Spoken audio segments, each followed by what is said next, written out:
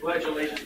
Pledge allegiance to the flag of the United States of America and to the republic for which it stands, one nation, under God, indivisible, with liberty and justice for all.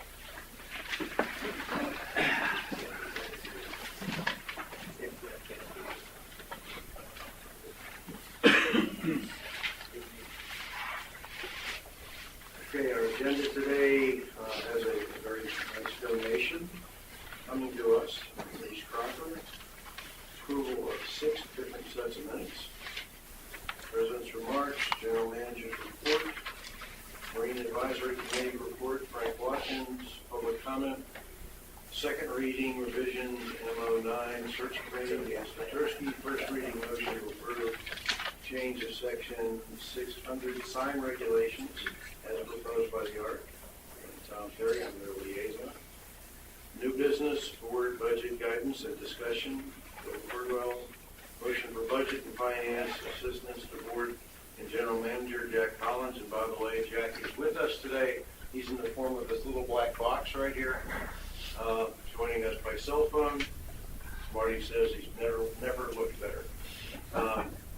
CPI actions, Bob Thompson, appointments to committees, media questions, and adjournment. Do I have any changes or adjustments, suggestions for the agenda? Yes, sir, Mr. President. I'd like to move old business item number 1 to our next regular meeting.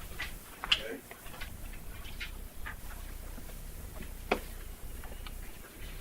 Number 9 moves to the next meeting. That's yours. Any other changes? Okay. Well, let me start off by initially thanking Dr. Butch Barrett, who came to me and made me aware of an offer that had been made by Reese Cropper, who was the chairman of the board of Calvin B. Taylor Bank for quite a while. And Mr. Cropper, I believe you are with us in the audience. If you'll come forward, we'll let you explain what you've got for us, and I think it's kind of exciting. Thank you. Thank you, Dr. Barrett, also for spreading the word, and President Perry and the directors here. I appreciate you giving me I'll just take a couple of minutes, but Wes McCabe is on his way in here. He's our vice president. He'll be here with me, but I'm Reese Cropper, Jr. I'm chairman of the board of Calvin B. Taylor Bank, and our bank has always had a lot of interest in history of this area.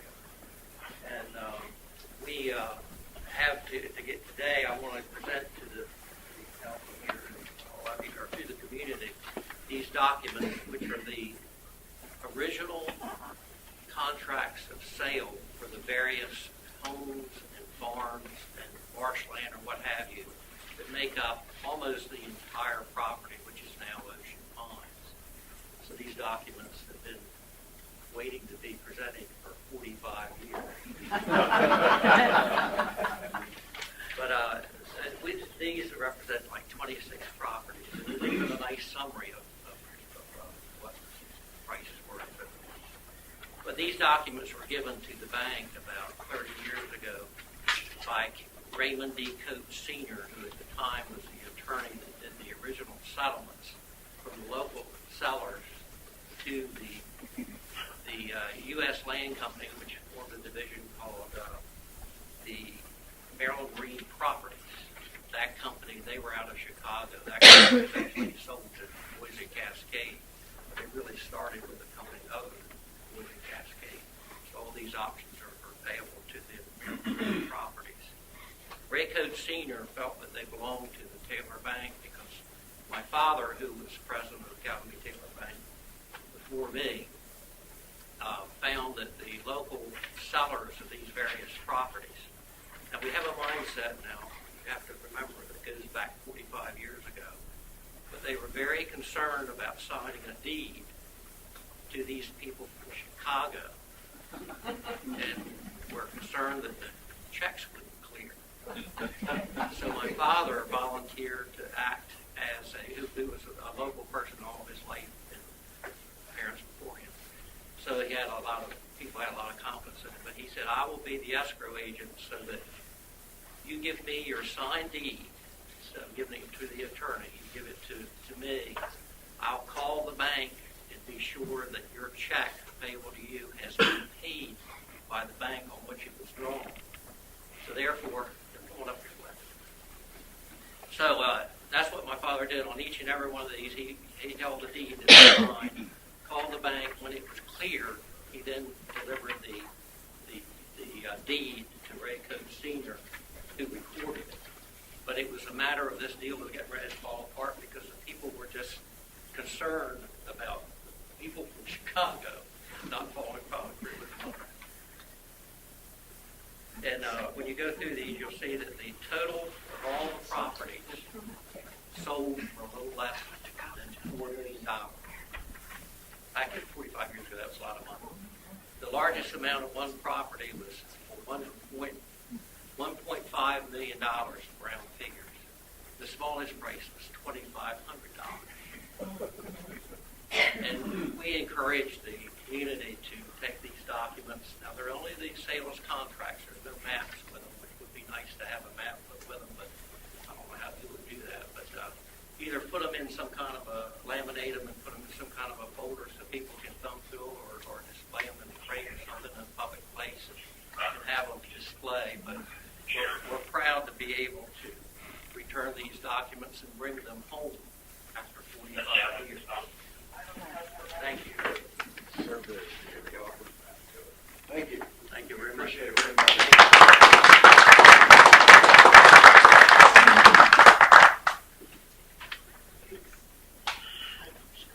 I'd let you know that.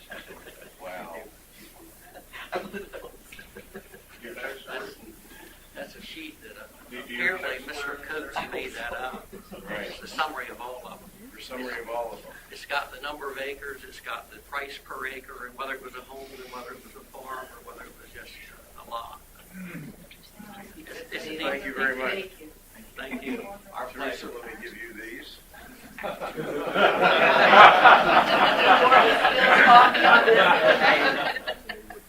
Now you're going. Now you're in trouble. Thank you again. Thank you, Ruth. Thank you.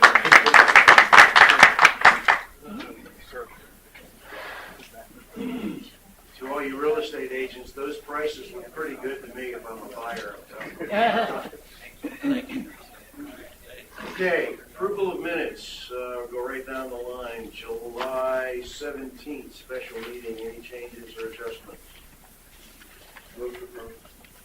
Second. All those in favor? Aye. Opposed? Okay. July 24th, regular meeting. Yes, if you could. Move to approve. Second.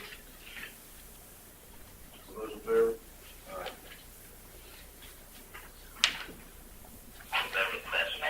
You're very president as well, okay? August 28th. Any changes?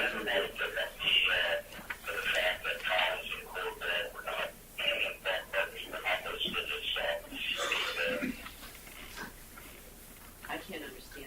Yes. Word well, we're not listed.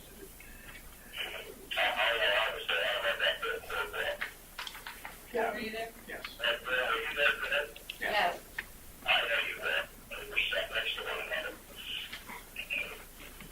All right, with that addition, obviously, I have a motion to approve. Second. All those in favor? Make that adjustment. September 10th, working session. Motion approved. When they talk about things in it, sometimes they will see attached, updated article, Yeah. attached. Right. Marty, they can't hear me. You'll see in your, like, updated article attached. It's not attached. I mean, I had a copy of it. If we're gonna say attached, Well, see attached. it's not attached to this, what you're looking at, but it's attached in the original. Okay. In the files, Yeah. in the minutes files, Yeah, there. it's there. Second. All those in favor?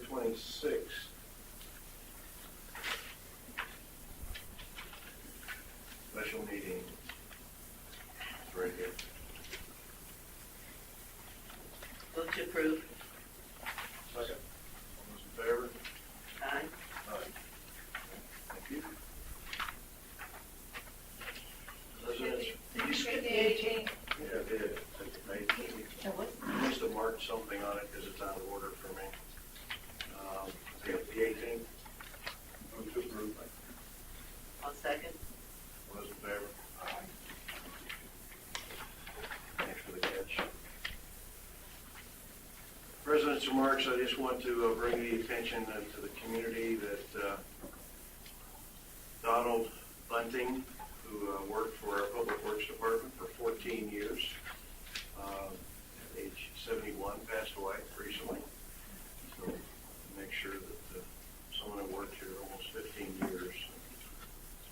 I did not know the gentleman, but obviously it was written up in here that he worked at the Assateague Park for 16 years and for us for 14 years. So and we'll miss him. I have no other comments at that point. We will move on to the general manager's report. Will the PowerPoint work? Oh, it's working. It's working. I'm sure. If not, You we're can't function without PowerPoint.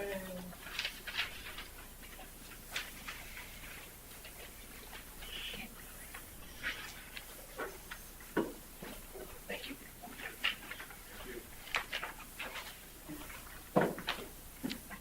all right. What's that, Terry?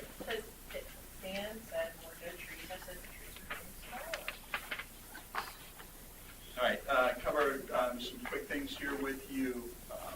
You'll notice by the report, it's not a very long report today. Give you some updates on the yacht club. Recent work that's accomplished on the yacht club. First floor, approximately 98% complete with the framing. Steel set for the building, approximately 99% complete. The rest of it will be done by the 28th.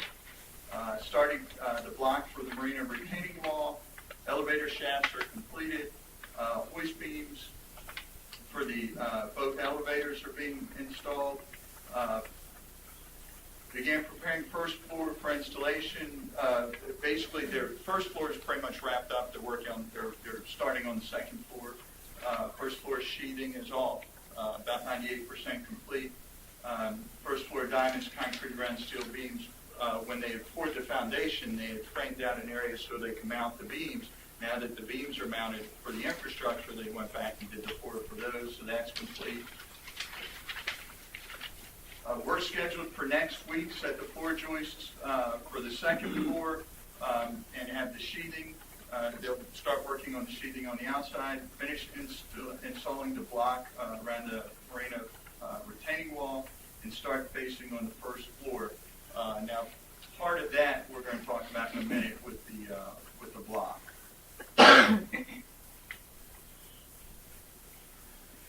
Okay, the project to date remains on budget, even with the change orders, so we're solid there. Next step, waiting for a decision from the board. I said something about a week and a half ago, a yacht club update, and we had a page and a half paper that was part of that actually discussed the split face and the recommendations from the yacht club project team. Had not heard anything back from you guys on it.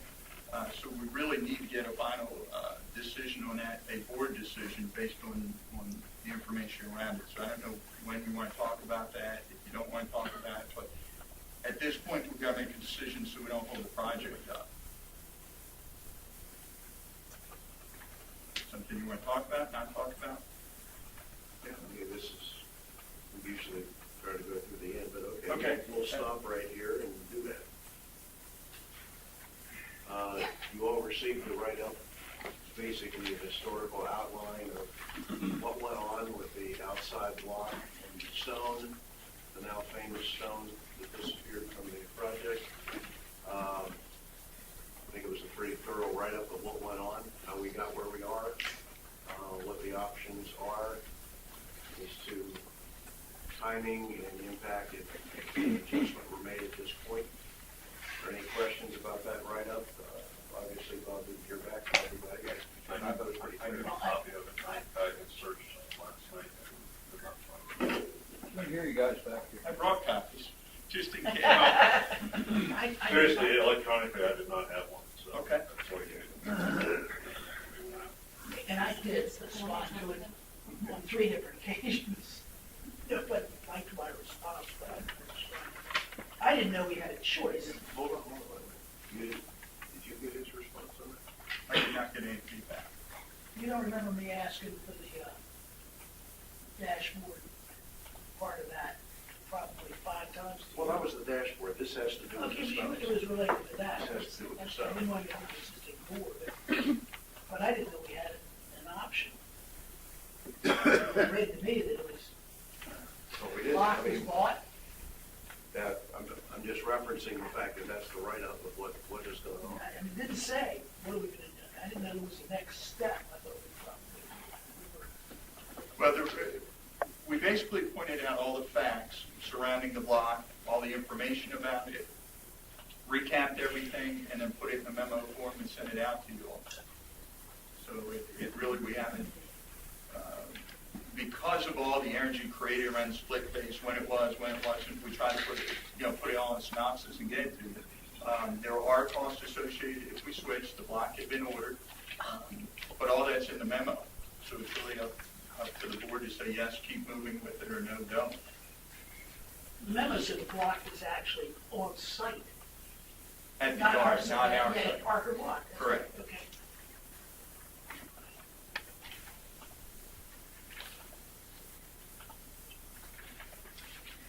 I wasn't prepared to discuss it. I wasn't. I didn't know there was a discussion. I thought it was, Maybe we need to have To be honest, I wasn't sure we needed to take any action on that either, because the write-up was so clear as to where we were and how we got where we are. But if you- I would tend to agree it was persuasive, but at the same time, I'm making no decisions on the exterior of that building. The well, board's that's gonna not make true. it. The decision was made by you on the exterior of that building. Actually, we can debate it, but if you read the write-up, that's not exactly how it went down, but thank you. Can you tell us where you are? Yes, the block has been ordered and it's sitting in the yard and it's a special order color and it's really not returnable. If I'm summing this up, Point of order, sir, we have not set aside the regular rules for Right. this I meeting. mean, point of order, Dan, nobody in this room has seen the memo we're discussing, and they have as much right to hear what's Excuse me. going on as anybody else. Excuse me. We have a write-up in front of us, like other members of the board. When I read it, I assumed the team was moving on with what we've got. Yeah, that's what I There thought. was really any action we needed to take unless we wanted to tell them to go argue with the county, and the chances of winning that one, to getting back to Stone were slim, not none, but very slim. You know, Every time if it's an issue, put it to a vote. So if Marty wants to make an issue of it, put it to a vote. well, I mean, I don't like to wing motions at the last minute.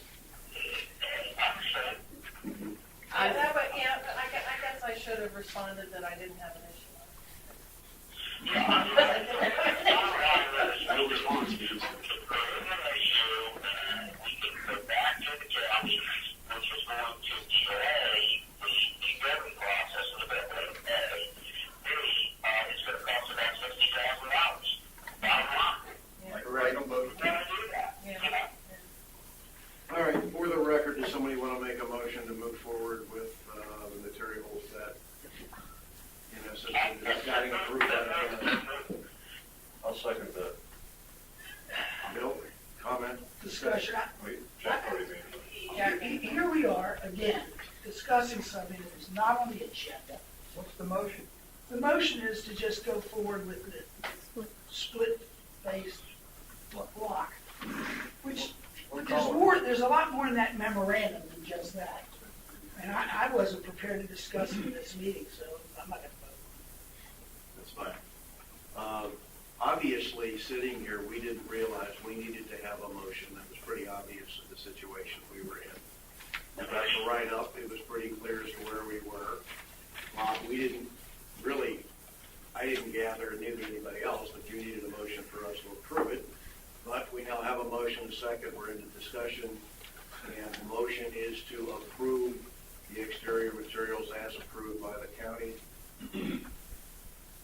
And it's been moved and seconded, I'll call the question. All those in favor? Opposed? Marty wants to discuss it. I have one more question. What's the alternative? There is none. Okay. Call your question. Already did. And who's in favor? Would you please call the question Yeah, again? please. Because I'm sure Michelle didn't get that, because I didn't get that. All those in favor? abstained, one. Jack, what did Jack do? Jack made the motion. Jack made the motion. But did he vote? Jack, I voted out, Marty, because I want to move on. I understand. And I voted, I understand your point of view, Marty, I understand your point of view. thank you. We just want to be sure Michelle got that. You got it, Michelle. Okay, thank you. go ahead, Bob. Okay, some upcoming factors that are going to impact you with the yacht club, and again, this is just for informational purposes. You will have by the November 6th meeting, we're going to have the interior selections on the colors and the tiles and the wood. We're also going to have information that you're going to have to take a look at and go through with the kitchen that we've come up with. And I'm going to give you kind of just overview on that right now. There's no action today on it, it's just kind of a highlight. When we get to the 6th, we'll have more detail. As directed by the board, with the project, we went forward with an outside kitchen design company. If you recall, we used Savoy Brown to do that. Their design, when they put it together, came up with something different than what we initially started with when we, put the project together. With that being said, we went ahead and took their design and put it out for an RFP so we could get some bids on the equipment that the design company had recommended how we build the kitchen. From there, we're also analyzing all of the equipment that came out of the current yacht club. If you recall, when we initially designed it, it was our goal to use the majority of that. So we're actually going through, we've found that a lot of it, a good portion of that equipment, believe it or not, has been there for 30 or 40 years. And the things that have not been in there for 30 or 40 years, the majority are at least 10 plus years old. Some things that we didn't know until we started pulling it out, when you pull the heavy equipment out and the back legs are falling off just over years of decay and rust, those type of things. When we took the walk-ins apart, if you know, walk-ins are kind of a stainless steel material, and then they have a foam backing. Well, a lot of the foam in the backing has rotted out, fallen out, the floors, those type of things. You wouldn't know it until you start taking them apart, but we've done all that. We've listed all that. We're putting dollars to it, and we'll have all that information for you to review again on the 6th. We're also looking into, our goal was to use our existing hood system, pull that out and reuse it, the stainless steel. With the new kitchen design that the design company put together, the hood system doesn't match with their kitchen design, so we're getting a price on that. And then we'll have everything for the 6th to share with you, and we can take a look and figure out what the next steps may be. We'll put a recommendation together and then have you guys look at it at the working session. Will we have cost estimates, as a summary, before the meeting so that we can, No, you're going to have it at the meeting. It's a working session. I understand, so it'll be, here it is. Here it is. Here's what it is for, and then give you guys a chance to look Got it. at it. But there will be no voting Yeah, we don't session. I hear what you're saying, Okay. but Okay. how do you discuss something as complicated as a cost summary when you first see it that minute? Well, we may not discuss it that day. You can't do it. Send it to us, and we'll have time to study. Right, let's I'll not, yeah. give us That's more the time. whole purpose of working session. Yep, more time. And I think we should be prepared for longer than an hour working Yeah. session No, that day. an hour. Okay. An hour. Well, you only have an hour. We got other issues. Bob, let me back up one topic that I'd like to make sure it happens. I would like you to, at minimum, take the write-up on the stone, the history that was put together by the team. I would like that put on the website so people can see it, so they understand what went on there. Okay? That's the October 12th memo. You're talking about this one? Yeah. So people understand what. Yes, Yes, sir. sir. The question. Yes, Jack. It's not very much, I think it's very good. Is it available to the press?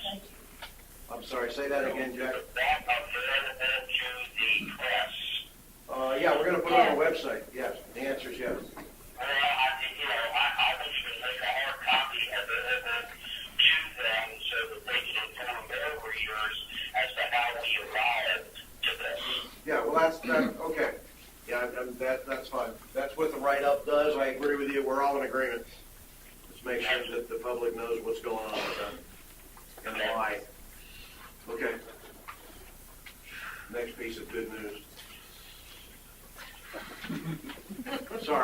kitchen thing just kind of, What? It's what it is. yeah, it When we talk about just finding out stuff, those walk-in boxes were 86 before the ABW or AWB study of building. We had replacement for some items, and we were planning to use the majority of it. Yes, that's correct. And some of these items aren't replacement we're talking about.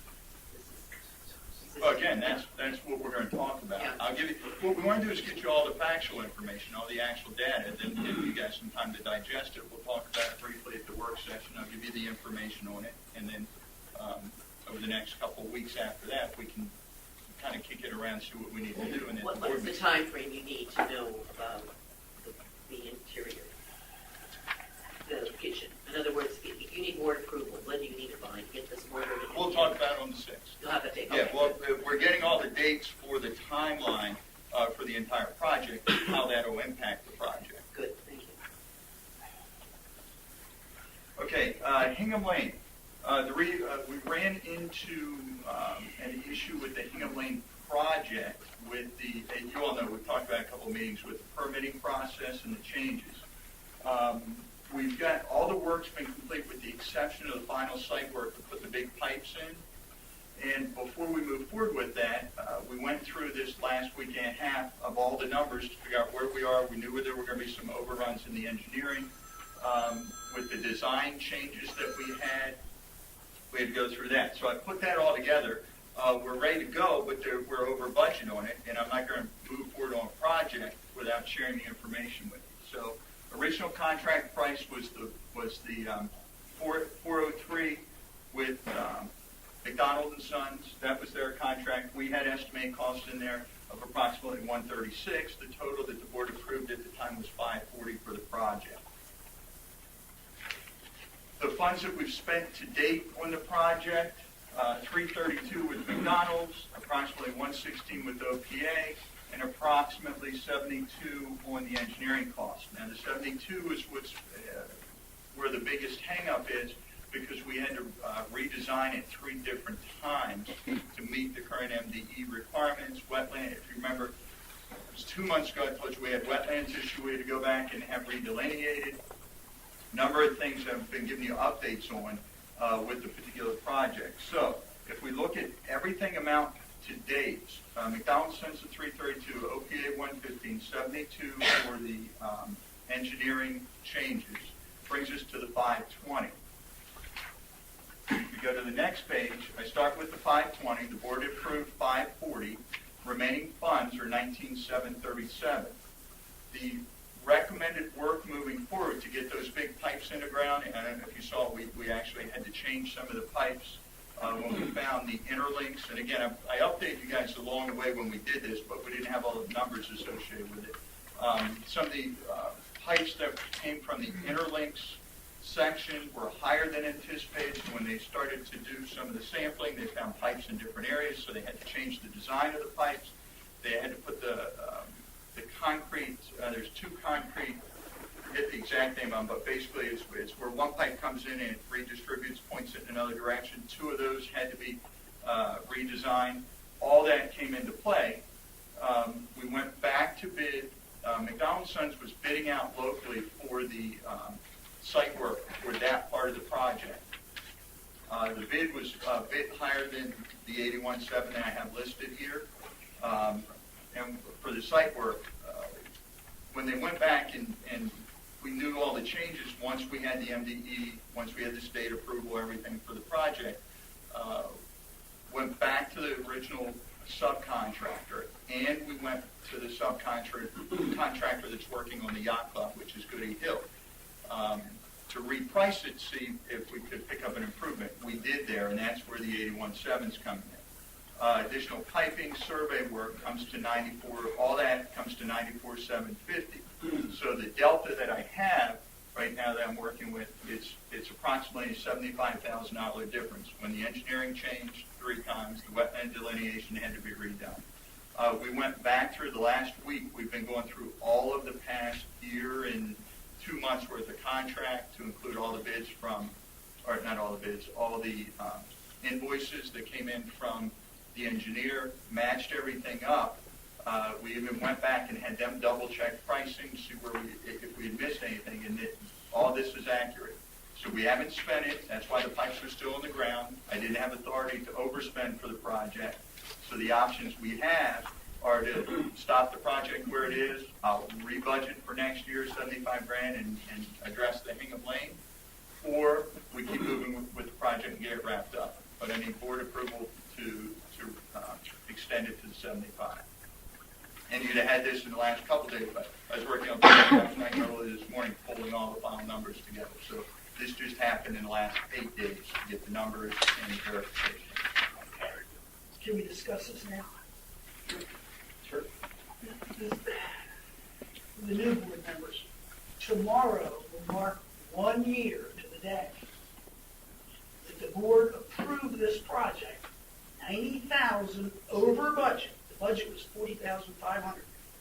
And we approved this to a sole source contract to McDonald & Sons because we had to go with them to get it done by May.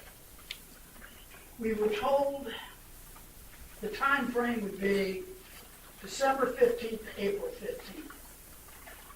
Then we were told in another meeting that we didn't have a permit yet and it would start in September. We were told as recently as the 18th of September that the permit was finally in our hands and that it would start the 20th. Now we're told that we're an additional $75,000 over budget for a total of $165,301, 37% over the budget. And McDonald's not even involved anymore. Holy mackerel, it is no wonder. Never mind. Well, you're factually inaccurate. It's 75. I've broken the numbers down. I'm not sure where the 140 that you put it the comes. budget was $450,000, Bob. You got us for $90,000 last October. I didn't get you for anything. The project did. It's your Marty, budget. you make numbers up on this. I'm not making any numbers up. You don't raise your voice. I'm talking. Don't insinuate I'm making numbers up. These are your numbers. You want me to pull them out of the minutes? All right. Now, for the rest of the board, the 450 that Mr. Clark's referring to, and again, I'll pull all the budgets. We can go back and relive it, but 450 is what we originally budgeted. If you recall, I brought to your attention that we could do the Hingham Lane part of the project as well. When we went back and took another look at it, it was decided that would make a significant improvement. So the board did agree to go above the 450 that was originally budgeted. I didn't make it up. The board agreed to it. So that takes us to the 540. Now where we are is with the MDE changes, the different delineation, the things that come up. The reason the work was not accomplished in September is because we had to reorder, we had to reprice on some of the engineering, we had to reprice on the site work, which we did. So it's reasonable that I'm bringing it to you now that we have all the factual data. So that's where the differences are. So I want to make sure we're clear. It wasn't my choice. These are things that occur when you're doing a project. You guys have approved it every step of the way. It's a $75,000 delta at this point. I'm not moving on that until the board approves it. Point of clarification, I want to be sure I understand this, because some of this started before I was on the board. The original work did not include Hingham Lane, and then we added Hingham Lane in the October session last fall. Am I hearing that right? We made a change, and We because, made a change to the, and I don't want to say it was October, Sharon, Well, because whatever the time was, we changed the design to for add the the Hingham Lane situation, because it Yes, was more ma'am. severe than we thought. Okay, and then since that time, the government regulations have changed, and we had to change that because we didn't have the wetlands delineation and a few other things. Again, because I don't want someone to say I misquoted, I don't know when government changes had. When the inspections occurred, they required us to make changes to the project. So there have been two things that have happened since the original budget was given out. That is Correct. That is correct. Okay. And the board's been kept apprised of it when it happened.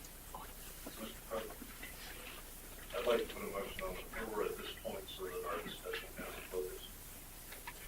And that motion would be to approve the addition of $75,013 to the budget for this project so the project may move forward.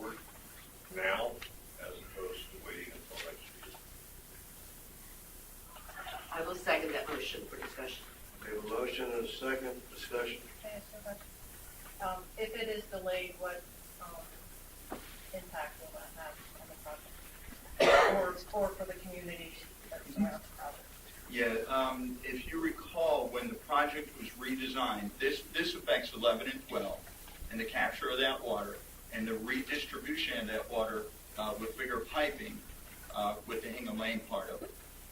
So the folks that live on the parkway along that line have had water issues for a number of years. This was to solve that issue for them. So delaying it will have that continuation of the water, the flooding issues they have there. The other thing that has come up recently is several of the folks there feel that the work that was done on 11 and 12 is impacting them. It's more adverse to them because of the way it's sloped. Technically, that's not, the change only made improvements, but there is a concern that there's some negativity there. So two things. We have residents that flood in that area, so they have that same condition for another year. Secondly, our pricing is today, so it's the most current updated information I have. So delaying it by a year, we're going to have some additional pricing considerations. And we have heard from those residents Oh, numerous yes, times. ma'am, we have heard from those residents. I remember.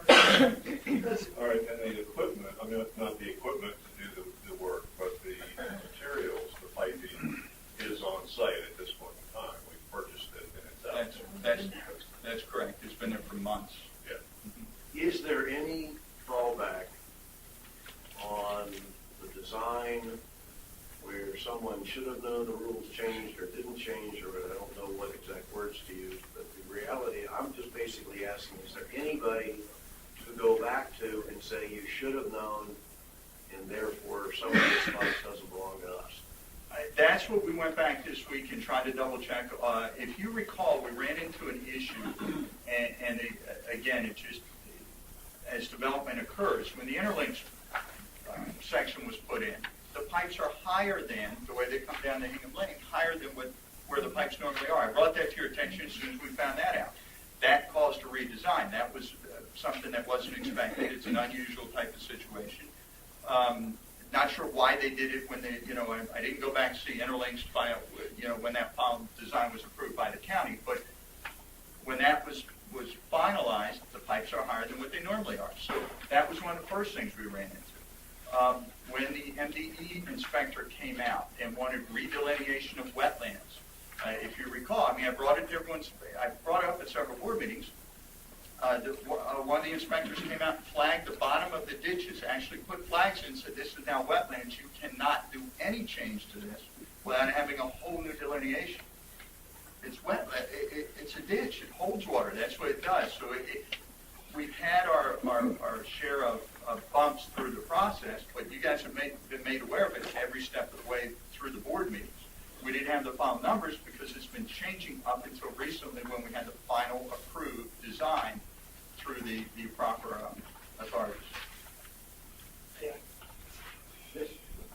Again, this is like so many votes, the only choice we have to do. But, for the record, Bob may have brought to our attention that we were having problems. That was obvious. The pipes were sitting there months after they were supposed to be in the ground. How many board members knew we were going to be at 13% over the 540? How many of us knew there was a $75,000 hit coming? No one should. We didn't know. Why wouldn't we know? I just want to make it clear that they bring to our attention there were problems. It was obvious, but nobody knew this kind of thing was going to be. Well, neither did Bob, so. So recent. Well, Bill, And just to make sure, because I know the golf course is the point of contention, this doesn't help the golf course. The golf course drainage is done. This helps the residents around the golf course. Correct. The Hingham Lane and my neighbors right down the street. And Bill, to your point, that's what I came back to you guys and said, while we're doing this, would you consider adding this to the project, hence the 450 to the 540? I came back and said, let's just get it done for these residents. And that's why the change from what was budgeted to what was requested and what was ultimately approved. call question.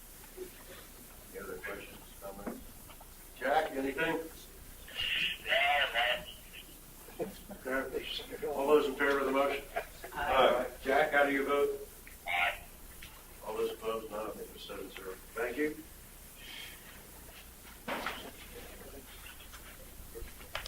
All right, some other items I just want to give you an update. The North Gate Bridge, we have had a lot of comments on it. The new signage has gone up. People seem to be pleased with that. We've cleaned up around the pond, cleaned up all the debris. We're looking at Bainbridge Pond next to figure out what we can do there. One of the things as we go and do this clean, He's got to finish off as we do this cleanup, though, what we do is we talk to the environmental authorities, either DNR or wherever we have to make sure any of the changes or recommendations they have, that way we're not in violation of anything. We also are power washing the North Gate Bridge. I don't know if you see, there is a significant difference between the entrance and the exit, between the brown and the gray. I mean, it was even stronger than we anticipated. The exit is extremely heavy travel. So the goal right now is we're November 12th in the evening from 10 p.m. to 6 a.m. The intent is to shut down the exiting side. That's when the least traffic area and have a crew out there, and they're going to try to get the exiting side of the bridge wrapped up. And as I told you before, the people who come through that North Gate, thank you for the work because it looks much better. And just an FYI, I know I talked to you about adding some landscaping to that side to help offset the new construction that is trying to happen. Environmental Committee also is recommending trees be planted, and they're going to come to you with their report. We had in passing talked about it. No, it's great. I talked to Eddie Wells about that, and we're coming up with a plan of the type of trees we can put to provide some separation. And to follow up on your comments, the environmental committee has also been on Bainbridge Park and to the North Gate Pond. So they have studied and they're process of putting together some thoughts too. Oh, So good. you may want to reach out to that committee And you know what? and see what their thoughts are. Bainbridge Park as well, and you know this, Bob. You know, Park and Recs, Trace works around that. And so Trace was at the last he's meeting. done so much environmental. work, so again, that's another group to kind of keep in the loop. I'm hoping that the Environmental and Natural Assets Committee would be giving formal presentation next week. I'm hoping. They really are working hard. It's a good group. I did get a little negative feedback when we cleaned up around the North Gate Pond, so I'm expecting it with the Bainbridge about impacting some of the wildlife, that maybe there when we pulled some of the shrubs and trees and stuff out. Again, it wasn't our intent to harm wildlife, it's just to keep the ponds in good, functioning condition. You're talking about the resident geese. No, other wildlife that may be in the water. Yeah. Tom, Yeah, go ahead, Jack. okay, I knew that earlier, because I looked at that answer pipe at the Bainbridge Pond, and the people that I worked with in that particular section have indicated that when you're looking at that answer pipe, it is still too high. It has to be lowered in order to allow the Bainbridge Pond to flow into that pipe. And they're suggesting that it's too high. So I just point that out to Bob, and that's the feedback that I'm getting. I know that that's valid information. Solid engineering don't know that that's something that I'd like us to consider before we do any work on that. Jack, we can look at that. We can actually shoot the elevation. So that's not a problem. We can shoot the elevation for the outflow pipe from paint. Was that clear what he said? I think he this- said that yes, it's hard This here. goes, Yeah. this goes to not to the environmental cleanup of the pond, but to the drainage issue in section 3, Right. which the pond is, it's a settlement pond. What he's And saying is the drain pipe out is of too that. high. I couldn't hear him clearly. The observers in the neighborhood and other folks think that the drainage pipe is too high.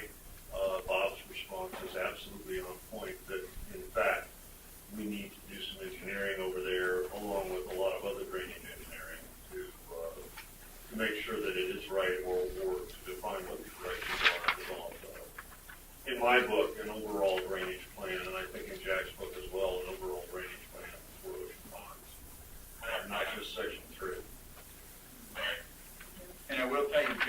been with me a couple times now trying to get a good look at the overall drainage, where we are now. And we have, if you recall, 2 board meetings ago, I brought to your attention where we have drainage study proposals coming in, stormwater management proposals. So we had those. We're trying to level those because they're all very different in their approach. We're trying to level those and then make a recommendation. And Jack's been instrumental coming in, looking at them with me, to see where we are with it and what types of things we can recommend. So we are working towards the drainage, and that's one of the things I'm going to mention to you in a minute, that you'll start to see that probably by the November board meeting, you'll have some recommendations.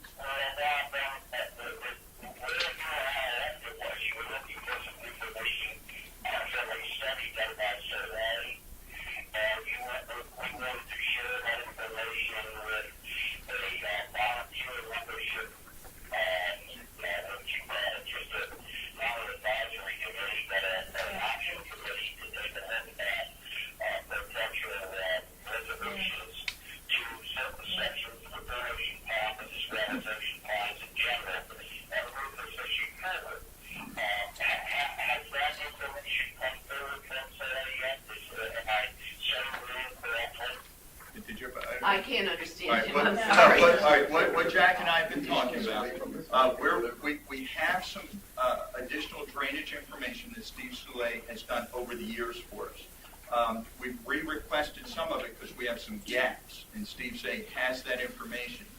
We haven't received that yet. Eddie followed up with him last week and asked for that additional information because we're trying to put it all together to decide whether it's worth moving forward with a new study or if we have enough information to make a good, solid recommendation to the board. The other thing that Jack's referring to is we've talked a couple times about there's several people that have been very active in looking at this and pulling them in once we get all the pieces together and having them take a look at it, see if their eyes see something that we don't when we're putting this information together before we make the final recommendation. Like a task force. Yes. We're jumping to report.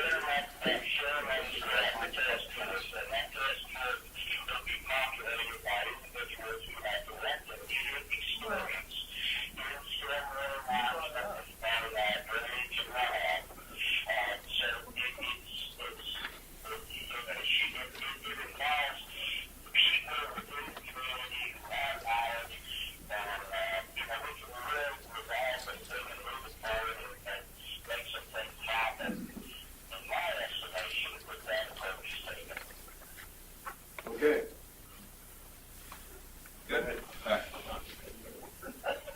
right. Just another thing coming up, the leaf collection. It's I know it sounds silly, but it's always a big issue here in the community. So some things to be aware of that we're putting out in the newsletter. We're going to put out on the website. But Waste Management will pick up 4 bags of leaves at every pickup. So they pick up twice a week.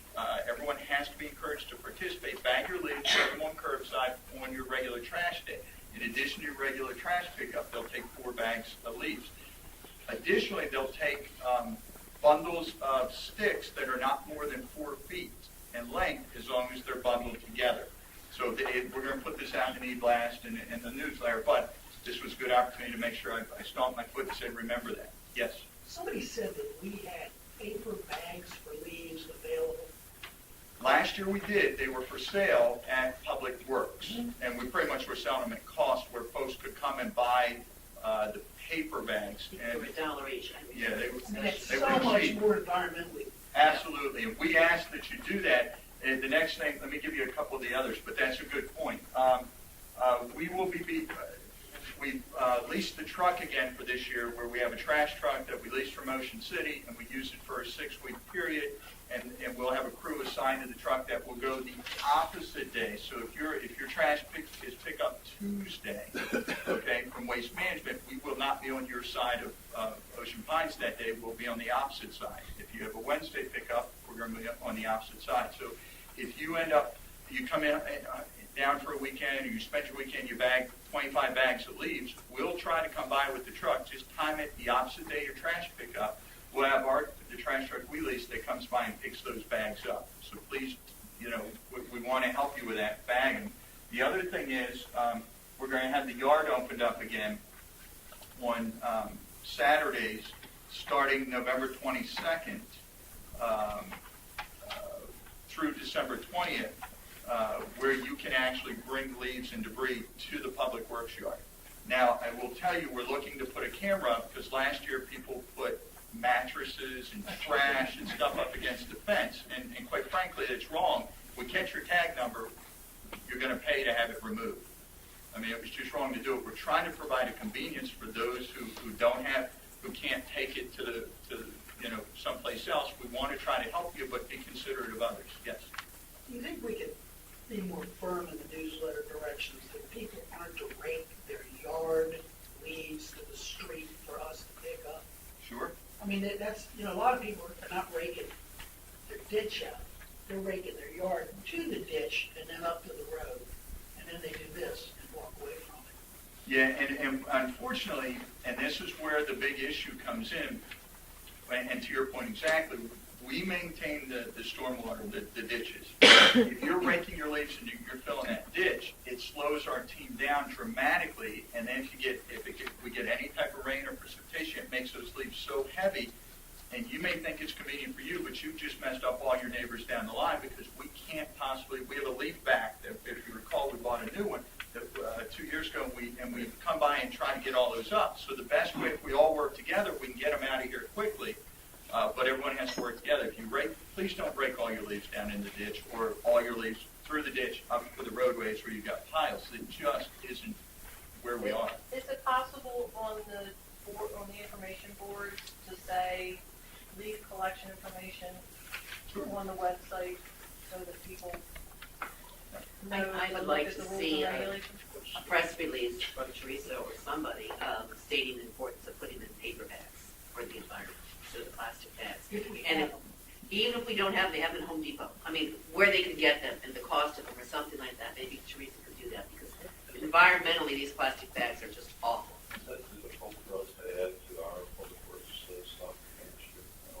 No, not necessarily. No, it's not. And Eddie may have already done it. I just don't want to tell you we've done it or not. He's usually pretty good at getting those.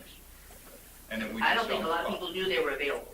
But if they were selling the cost, Yeah. I think they would use them to be more environmentally friendly. We're working for that, so that would be important. Does Public Works pick up, is there a time frame on the 22nd to the 20th on the Saturday? Is it like 10 to 2? or is it to- It'll be on the website. Okay, so the time will be on the site. Yeah. Okay. But don't, again, whenever we close it for the day, please don't stack stuff up. It slows us down dramatically when we come back in Monday morning and we've got stuff leaned up against that fence. It's just not the way it's supposed to be done. So. Okay, next item, we had some vehicles, and I got the bid sheets, and Michelle told me we didn't get them in your folders, but they are, I did make copies. They're within budget, actually they're under budget, and they're in the budget. well, Public Works is All right, if you let me present them.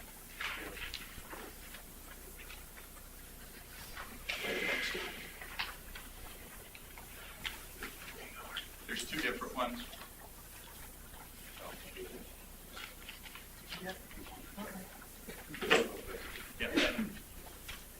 Terry gets one of those, Marty, and there's now the second one, and there you go. And then there's three here. Okay. Come on. There you go. Okay. But put them together because Public Works actually does the order for both. We have two sets of trucks that we've scheduled to replace, one for Rec and Parks, one for Public Works. The budget number of 30 for Public Works, the bid came in at 31.2, so it's $1,200 over, but we have downsized the Rec and Parks truck, and our bid there was 32. We're actually getting it for 21.3, so it's a $10,000 savings. So the combination is approximately $8,000 or $9,000, between $8,000 and $9,000 to the good of the budget. Like we're buying cheaper than what the combined on the budget is. Public Works orders the trucks, so they'd be ordering them both. I've included the bids that were in there from the different companies that bid for them. So we're recommending The first one, or I think they're both Pittsville, gave us the best pricing on both vehicles, so I'd like to move forward with those. Before you do, you're saying that Recreation and Parks, we budgeted $32,000 for a truck? That's what, I believe it's either 30 or 32. They had 32 on there. If you had the budget money, I'm not going to argue. No, I'm just asking, it's not in, I don't see it. They budgeted for a truck replacement. Yes, they did, wait a minute. Truck, 25,000. I mean, you want my copy of it? All right, I'll pull the budget. Uh-oh. No unveiling yourself in the middle of the meeting. Why not? This is the approved budget. I'm asking, I don't know what you're doing. I'm assuming approved budget, so. Let's see, here's some more. It's 25 also, that was your point. Okay, so if Marty's giving me a correction, this is right. We have truck 316 in the budget for 25, and this is for Rec and Parks. And let me go to Public Works. I could have reversed them when I put together last night. Let me look. Here, you look. Fumbling together. Yep.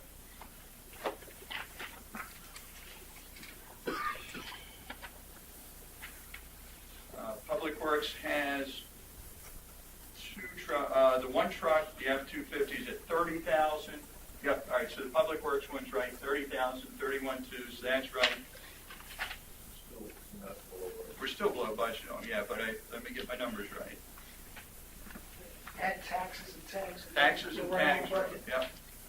Well, the taxes and tags look like they were on the 21,344 number, weren't they?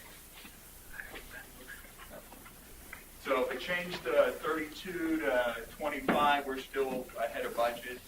And It's 3656 to the good across the two of them. And the bid at the 21,344 does include taxes and tags. What is the difference in you said that you made a comment that something about the truck being smaller than what they originally? When we went, we budgeted for a 250, but we really don't need a 250 there. So when we dropped it down to 150, it was just a cheaper truck, and based on how they used it, it didn't make sense to get the larger truck. Again, when you the budget, you're estimating what you may be replacing something bigger, but we found that the use it doesn't want fall. to make sure you're clear on that. And then the other one, the Public Works, we typically budget for the extra cab ones because they can carry 4 guys as opposed to having 2 guys with the 2 trucks. So it works out better. So that's why they've asked for the extended cab. Okay, well, changing with the Recreation and Parks budget of the truck to 25. Still makes the difference $3,656. Both of these More than covers the 1212 over budget on the Public Works. Still about $100. So we can get the discussion. I move that we accept the bids as now shown. Have a second? Second. Any more discussion? Call the question. All those in favor? Aye. Jack, how'd you vote? I'm going to vote aye on this. I'm really a little bit in the dark, so I don't have anything in front of me. I understand. That's a quick.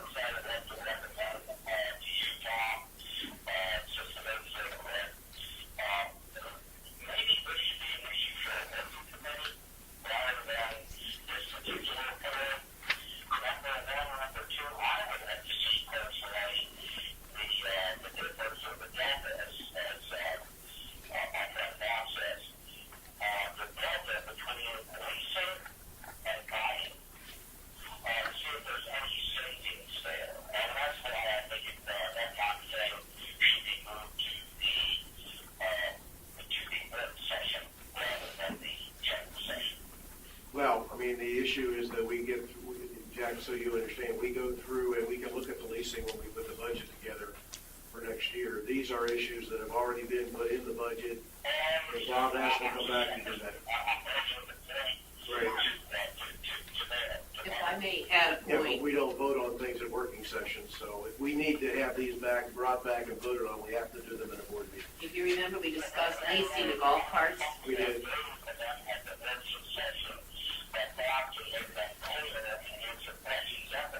Okay. Now I understand what you're saying. Jack, I'll be calling for agenda items for the work session on Monday, so we can put that on there if you want.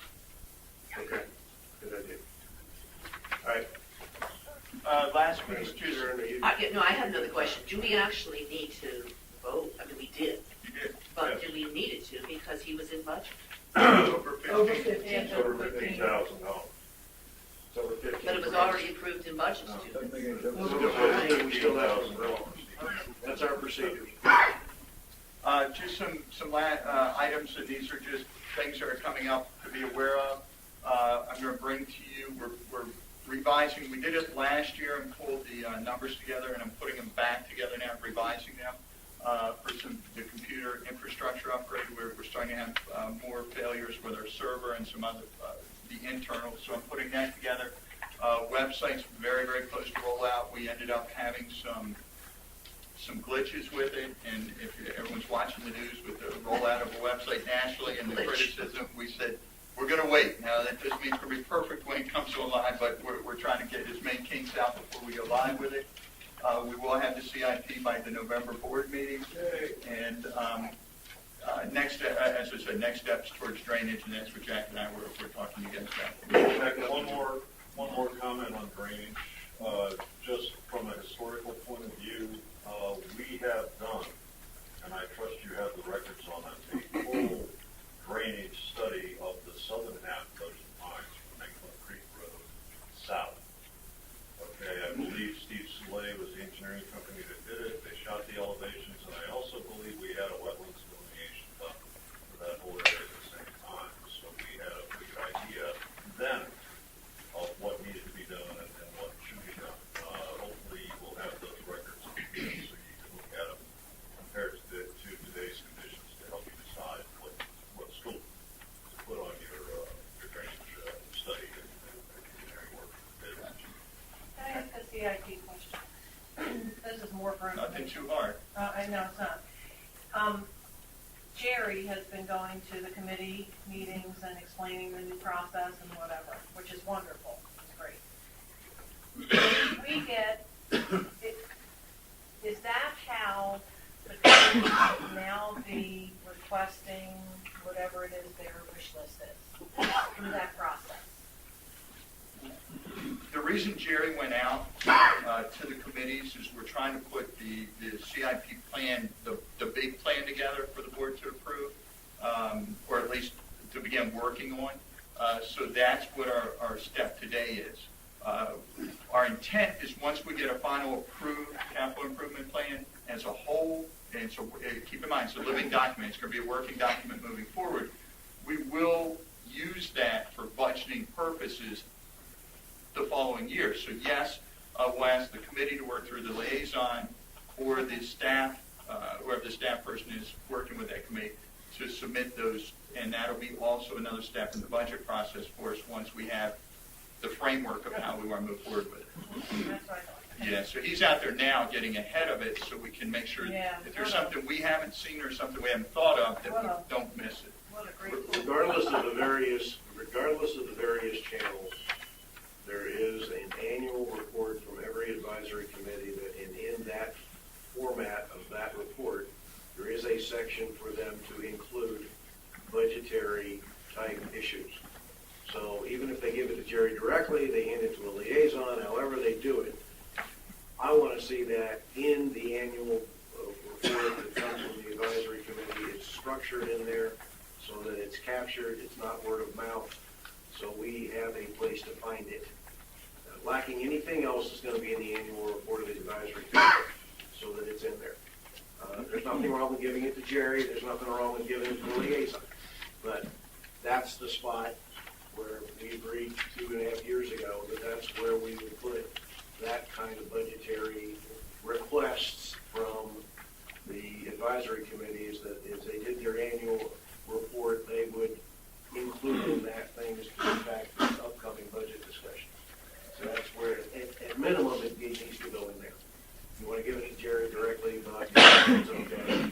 But they should go through the liaison first. Yes. Is that correct? Yeah, it should. And please understand, not to confuse it, with the exception of what we're doing right now, because if Correct. there's anything missed, Correct. we're trying to make it in the first big CIP plan. Right. Got I it. have nothing against anything going directly to Jerry, that communications is great. But the annual meeting, I'm gonna get to Marty in a second, needs to have that section filled Yeah, out. okay. Marty? Yeah. I didn't see it in the agenda, I probably should have brought it up then. I figured it would be in here, because I hadn't heard back from them. What's that? The franchise agreement, first draft. Franchise? Sandpiper. Oh, you're talking about Sandpiper. I can give you an update on it, if that's, No, we're supposed to have a contract then. well, as we discussed in our working session, and we all agreed, we were going to get an extension of the existing contract that we have, the extension in order to give us the time to get all the negotiations done. That's the intent. You know, we work on motions and discussion and votes.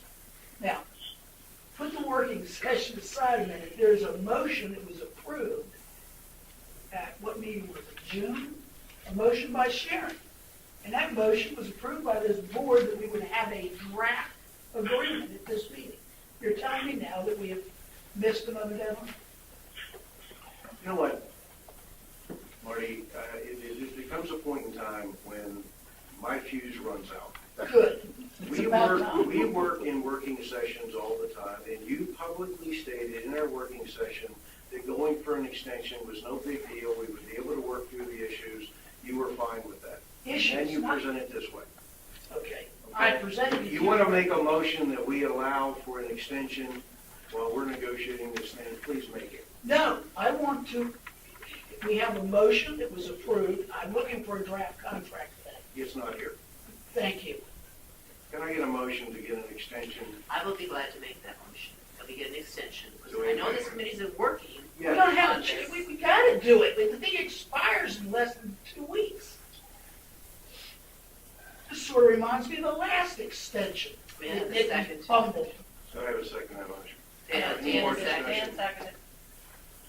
All those in favor? Aye. Opposed, thank you. How long's the extension? Till April 1st.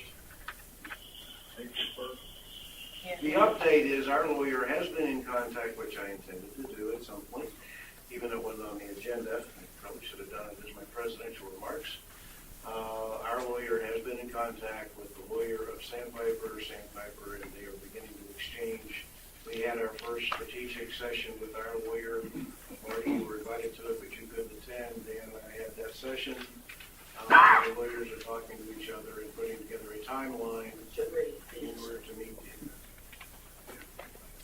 You know what? I'm beginning to figure out where you're coming from. Move on. Any more questions? Okay. Thank you. All right, we have a time situation here with Jack. There's some travel arrangements, so Frank, if you'll hang on a minute. Jack, we have you till when? At the latest? Jack? He's gone. How, we have you till what time? It's 10:15 now.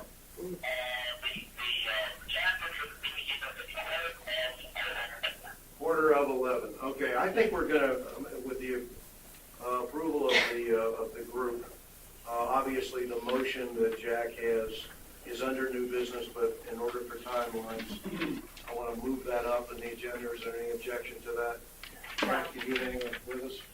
Philip, can you hang with? Okay, no problem. All right. Let us move then to the motion for Budget and Finance Committee assistance to the board and General Manager, motion from Jack Collins. Jack, go ahead and we got it, obviously, to go ahead and give us, just kind of present what you're. Can I make a statement first? Sure. It's very difficult to hear him. So after, if he's going to read this whole thing, is that what he's going I'm to just do? going to have one. I was going to say, please have one of us read this, because I'm sure you can't hear, and I can barely understand it. So, Sharon, what I would propose to you is what you just said. Why don't you Okay. go ahead and read it for Jack, because we do have trouble reading. Jack, would it be all right if I read your motion? Yes, that's fine. Yes, ma'am. Okay. This is Jack Collins' motion. Overview. The Budget and Finance Committee has offered to the Board of Directors, the General Manager, and department heads a great opportunity to utilize the depth of experience, knowledge, and ability of its members. In order to meet the challenges facing the membership and the management of OPA, it is wise to share that responsibility with paid staff and volunteered expertise. The benefit of this approach is multifaceted. It allows the board to be exposed to the myriad ideas because the committee is composed of volunteer members who have roots in our neighborhoods. They can bring the feelings, concerns, and resolutions to challenges from their neighborhoods up to the board level. It offers the general manager and department managers support and assistance in meeting the demands of budget creation. It will allow the general manager and department heads to focus on the duties of day-to-day management. It allows the board to manage the fiduciary responsibility to the membership because input has been received from various sources within the community. It is a win-win-win. With this premise, I offer the following resolution.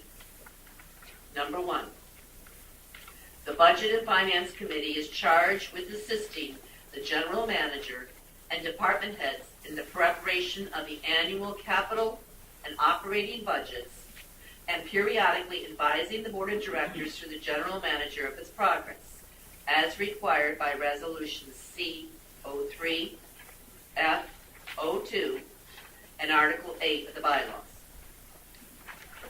Number 2, the Budget and Finance Committee is charged with the review, assistance, and development of capital and operating review projections, operating revenue projections, from the General Manager and department heads by the focusing of a business plan supporting those revenue calculations. Under the direction of the General Manager, the committee would assist with developing these business plans. These revenue projections are to be monitored for a variance of 5% or greater by the committee at the department level with the supervision of the General Manager. Adjustments to the department's business plan caused by a 5% variance are to be reported to the board through the General Manager as required in Resolution F-02. Number 3, the Budget and Finance Committee should review performance measurements by department as established by the General Manager. The results of this review should be reported to the board with recommendations through the General Manager. In parentheses, the board should have knowledge of the criteria by which the General Manager's performance is measured. End of parentheses. Should I read the summary? Yeah, go ahead. Summary. The purpose of this motion is to broaden the responsibility of management, allowing them to focus on solutions to challenges of the membership. This should be viewed as a positive step forward, increasing the efficiency of our operations in general and creating openness between staff and volunteers. The logistics of this process should be determined by the General Manager, the committee, and department heads jointly in order to achieve maximum effectiveness and cooperation. Okay, there's the motion. Do I have a second? Second. Okay, we have a motion and a second. Discussion. I'd like to ask for a clarification on one piece of that. The one section where it talks about the general manager performance, I believe that references to be the performance of the department. If you look at that, the way it's written is.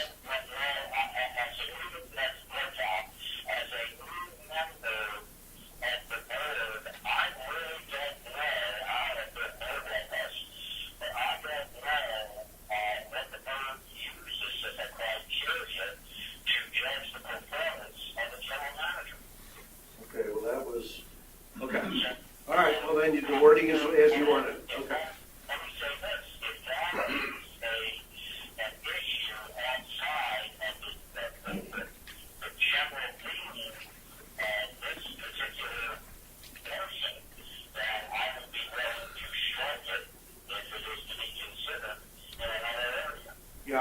really believe that would be considered another area. If we keep this focused on the budget development process, I think we're ahead of the game. Makes it clearer as to what we're doing. I have a problem with that. That we can strike that. I move that the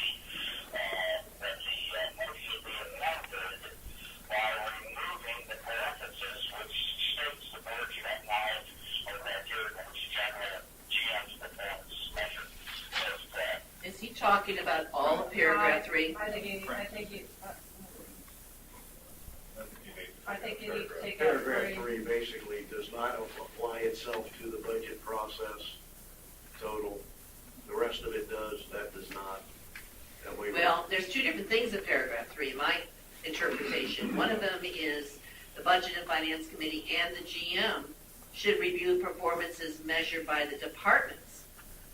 The second part is the board should have knowledge of the GM's performance. So there's two parts. See, of that was this why when I read that, the reason I I'm brought it confused, up is yeah. I think the last sentence ought to reference the performance of the department financially, and then it can stay in and be clear. well, It's still a 5% yeah. delta, but Yeah, it's the department's performance yeah, in the budget that we're talking about here, not not the DM.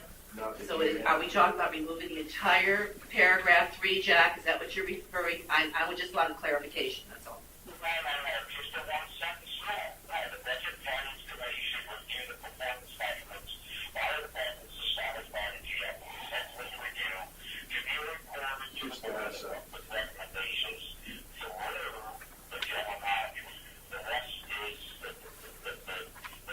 sentence in parentheses is deleted. Okay, so just strike the parentheses, okay. Stands as the Yeah, we're good. Okay. Second Bruce. All those in favor of the, Well, wait a minute, we've got to approve the change to the motion. yeah. All those in I favor? never got a second on that. Yes, you did. Yes, you did. Yeah, you're good. Marty seconded. Marty seconded, we're good. All those in favor of the strike? I'm in Aye, favor. opposed? Marty, You said aye. you said aye, boy, you seconded it. You said aye, right? All right, all right. Okay, Bill, go ahead. I keep hearing, reading in here about performance measurements. If the Budget and Finance Committee and the department heads are putting together a budget and the performances aren't met, who do you go back at? The Budget and Finance Committee? I mean, you're throwing other people into the game to go back at performance. This particular motion requires the GM to utilize expertise that is inherent within the committee. It does not supersede or take away any of the authority or over the management ability of the general manager to effectively manage the OPS. Yeah, let me, hang on a second, Jack. Jack, hang on a second, Jack. Let me I realize the communication's a bit awkward here, but that's one of the things that I quite frankly talked to Jack about and challenged him on this. This motion does not take the authority nor the responsibility of creating the GM's budget away from the GM, nor does it take it away from the department heads to work with them. It simply states that if there's expertise available on the Budget and Finance Committee, that Bob has the authority, with the blessing of the board, to go access that authority. Understand, this group is an advisory group to the board. This is not an advisory group necessarily to the GM. This is authorizing he and his team to make access of those resources from the advisory in a formal way. You know, we've got an informal, let's dotted handshake, let people talk to each other. This is an informal way of allowing that team, Bob and the team, to access the resources of the Budget and Finance, but does not take, it doesn't give the Budget and Finance Committee the responsibility of creating the budget. That is Bob's job with his team to do that. And this allows them to officially access the resources of that committee, because in the process as we have it now, basically they're kind of off off the reservation until the budget is done. This authorizes him to do it if he wants to take advantage of it. That's the key point, if he wants Yeah, to it take doesn't advantage, require doesn't it. require it, okay. Okay, I disagree with that reading. When I read the words that are on this piece of paper, I believe it very specifically takes an advisory committee and plugs them into the operating side of Ocean Ponds, which is contrary to our bylaws. Correct. Right. And contrary to the intent of our advisory committees, which are to advise the board. Yeah, actually. Okay, in fact, Jack quotes Article 8 of the bylaws, which simply says that this committee will provide advice to the board on the amount of reserves and reserve accounts. Article 9 of the bylaws also says that the Budget and Finance Committee will review the budget along with the board when the general manager is finished with it and has presented it.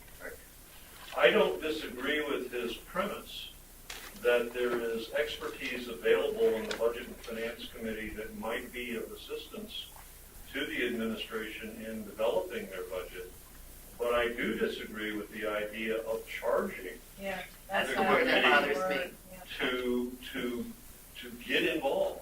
Yeah. It's All right, well, we'll let Jack respond to it. Good. that's I'm very, very, very, very shy about opening the door to putting advisory committees into the operating stream of Ocean Pines, which is what I think this motion would do. And therefore, as it's written, I will not support it. Well, then what changes can we, or should we make? Is the is the charging the issue? Because again, as I explained, because of Jack being on the phone, I'm trying to help him. Well, I've listened. His intent was not to put down. I've listened to Jack's intents as well. I think Jack talked to all of us before he left now. Okay. And I understand what his intent is, and I think his intent is on the mark. To open the doors to the committee and advise the general manager that they are available without restriction and without any sort of opprobrium attached to it. But that's not what this motion says. And frankly, my reaction to the whole thing is I don't think we can rewrite Jack's motion sitting at this table. I think Jack needs to sit down and rewrite his motion and bring it back to the board in a way that says, this is what I really meant, and this is what I really expect to see happen. I only see, he's already agreed, we've already voted to strike that one sentence. The other word, I think what I'm having problems with is the word charged. I'm with Dan. I think the whole thing is just kind of riddled with some things that are going to cross that line. I think it should be rewritten, and I wasn't. I wasn't either. No, I wasn't either. All right. See, Jack, I would be more than happy to support your intention, because I think it's a good one. I think the general manager should have access to every committee here and every skill set he can within the community to the extent that he can use them. But I think we need to remember that in the general manager's role and responsibilities in Ocean Pines, it's his budget and his job to run the operations of this community. It's up to us to review it and approve it. First of all, you never watch, since I met you, you've never been shy. It is not solely the responsibility of a budget is not solely the responsibility of that tax. The responsibility of the budget based on an organization I went to is at the board level. The board works under our direction.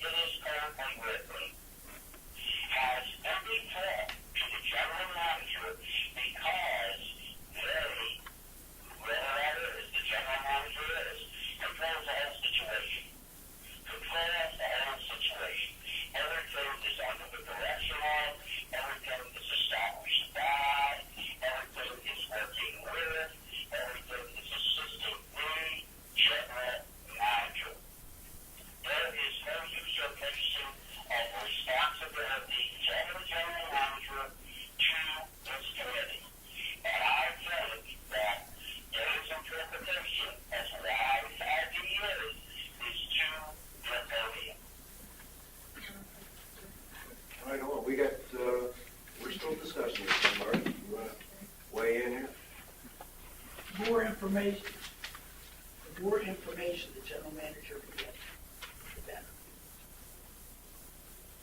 I think that's all this does, open the door for more information.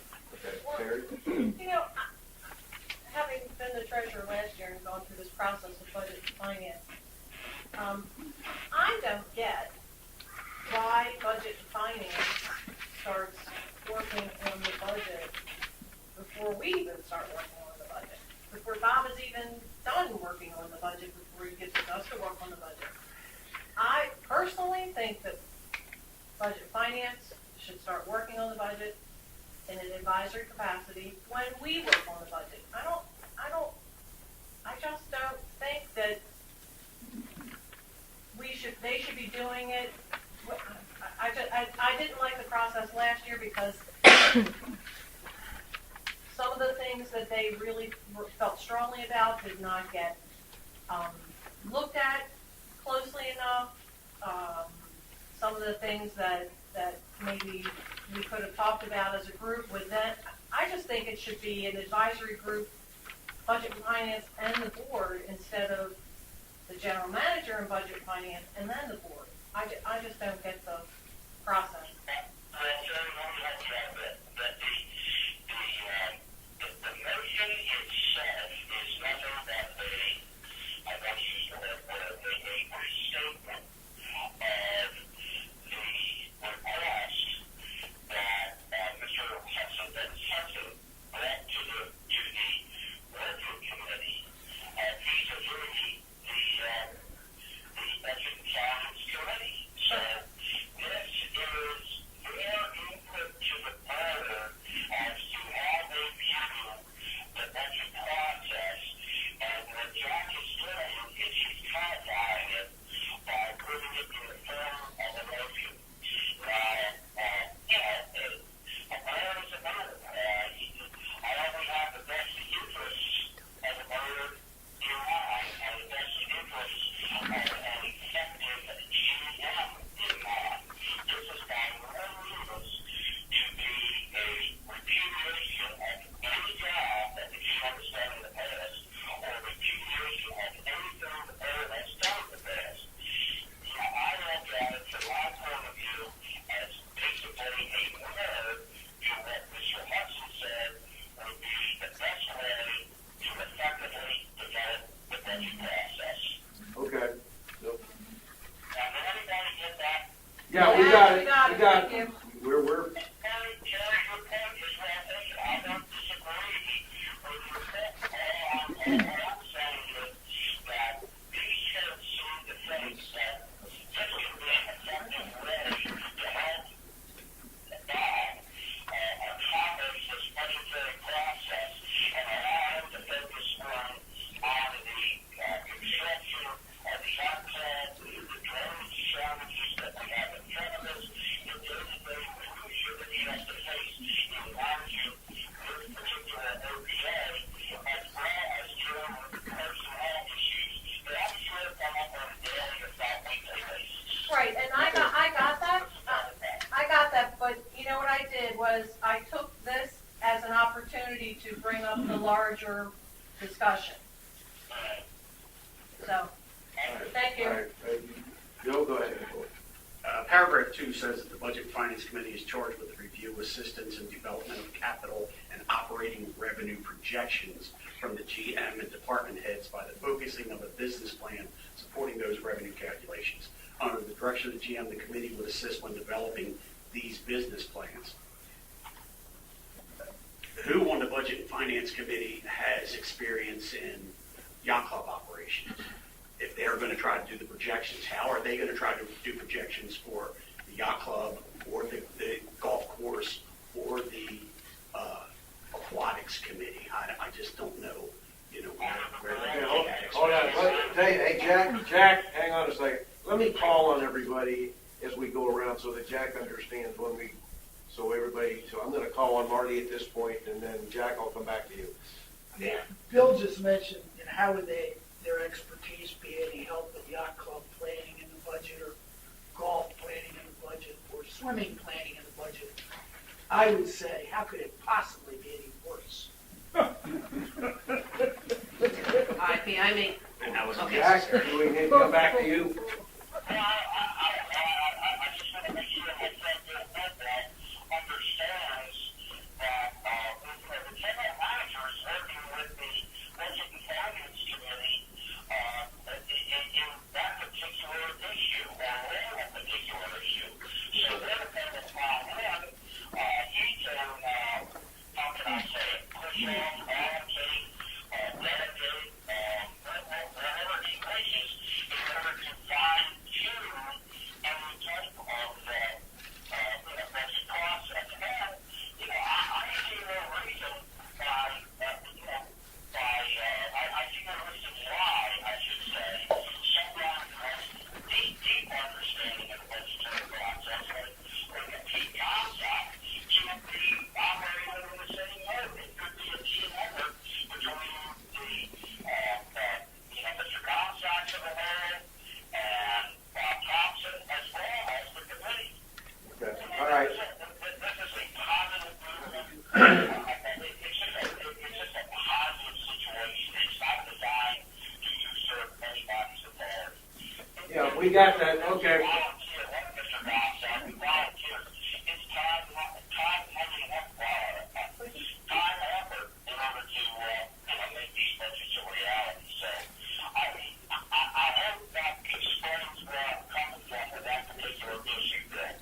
Yeah, I think the intent of what you're trying to do here is pretty clear. I think, Sharon, you had your hand up. yes, I understand how hard this Budget and Finance Committee is working. I've attended most of the meetings in the last 2 years. And they are attending meetings of several of their city representatives, several of the other advisory committees to see what their needs and bringing it back. So they have a really good handle. And I think with Jack's comment, if I'm understanding it correctly, Jack, what you're trying to do here is making the budget and financing available, the committee available to the department heads and the GM if it's so chosen to help with establishing the budget so things are not slipping through the cracks. And maybe prioritizing things. I think that's a good interpretation, and also, it's something that can be utilized a lot further. Okay, hang on, Jack, let If I us, may finish then with my thought, is I think that Jack's got a good idea. I think it needs to be revised to state that the charging is the word I have. I think that, Jack, you got a good part. I would like to say that we table this vote at this point, and that you look at it again and we bring it up to the next board meeting. How about the work session? How about We don't vote at work No, session. but we can discuss the wording of it. You could discuss the wording at the next work session. That would be a good suggestion, Terry. Okay, I'll put it on the Okay. agenda. Wow, okay, Mr. President, as a parliamentarian, I do need to point out that if Ms. O'Hare is making a motion to table until the work session, that is a friendly motion, that it requires a second, Yes, and then it gets voted. yes, yeah, we're still in that, thank you. All right, we have a motion on the table to table this motion. Do I have a second? Yes. Any further discussion on that? All those in favor? Aye. Opposed? Jack, how do you vote on the tabling? I don't know, I'm confused. Join the club. Join the club. It's on it'll be on November 6th. I understand. The reaction was, when I called him for Cody. Okay.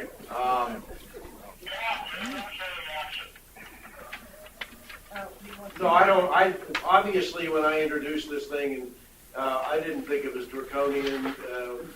I thought it was simply an access to the folks that are available via the committee, if there's questioning on the wording. That's why there's 7 of them. So we get, as there's 7 people there, so we table it, move on. But Jack has not voted. He needs to vote for Michelle.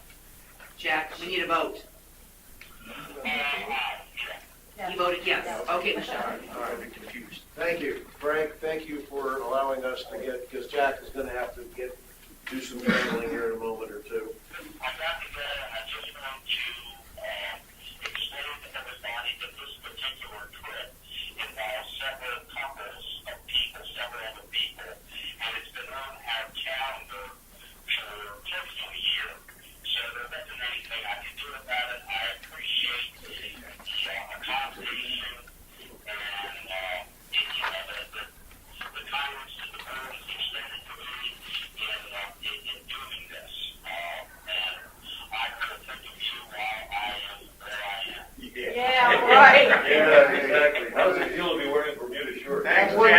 on. too. Have a safe trip, Jack. Take the umbrella out before you start drinking it. Okay, thanks, Jack. Jack, you gonna stay on and listen, or are you gonna step aside at this point? Okay. Thanks, Jack. Never looked better.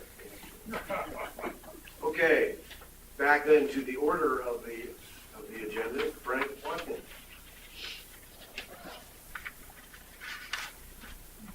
Good morning. I'm Frank Watkins. I'm Chair of the Marine Advisory Activity Committee. For those in the audience, I have some flyers of recommendations I'm going to be doing. You're welcome to them. I'm going to have two recommendations today. One has to do with temporary. Make sure everybody's got, everybody has this. You should have in your book brochure. Everybody got this? Dated 10/25. Recommendations. It's on your table. On the table. There you go. Should have been on the table. I do not have Here's it. another one. Thank you. There's one over here. Oh, I'm sorry. Okay, we're good. I just want to make sure we have this. Anyhow, I have two. I'm going to discuss 2 points today. One is the temporary storm bulkhead, and the second it has to do with the building of a new boat ramp to replace the current boat ramp over at the White Horse ramp site. You got a glass one. Sure. An old goat here talks without a losing my voice here. Now I recognize, before I get into the first issue with the temporary storm bulkheads, that there's going to be three primary concerns, shall I say. One is enforcement. Two is the connection to a existing primary bulkhead. And three would be the potential damage done to an adjacent property without a temporary bulkhead. So I will address those 3 points, if you will, at the end of the presentation, so we don't have to interrupt what we're going through quickly. Also, up front, I'll have to say that the recommendation for the temporary storm bulkhead should cost OPA nothing. There is no out-of-pocket cost to the Ocean Pines Association. It is just a recognition of problems that we have. So getting into it, I'll read through what the recommendation is. There are some pictures in here I included. They're not the best pictures. That'll show damage that's done by a storm surge during a hurricane, nor'easter, or whatever. Also, there's a picture on the last page that shows damage that is not done when some type of mitigated storm wall or storm bulkhead has been put up. That was actually done illegally, I have to say that, but it was, but it worked. So you can see the difference in the two. So reading through, getting my old park glasses out of my pocket here, if I can get that down here. Number one, right off the get-go, we are saying, the committee, that the storm bulkhead should be permitted. There is clear and evident damage that is done to properties that face the bays and at least the waterfronts that are going to take a beating.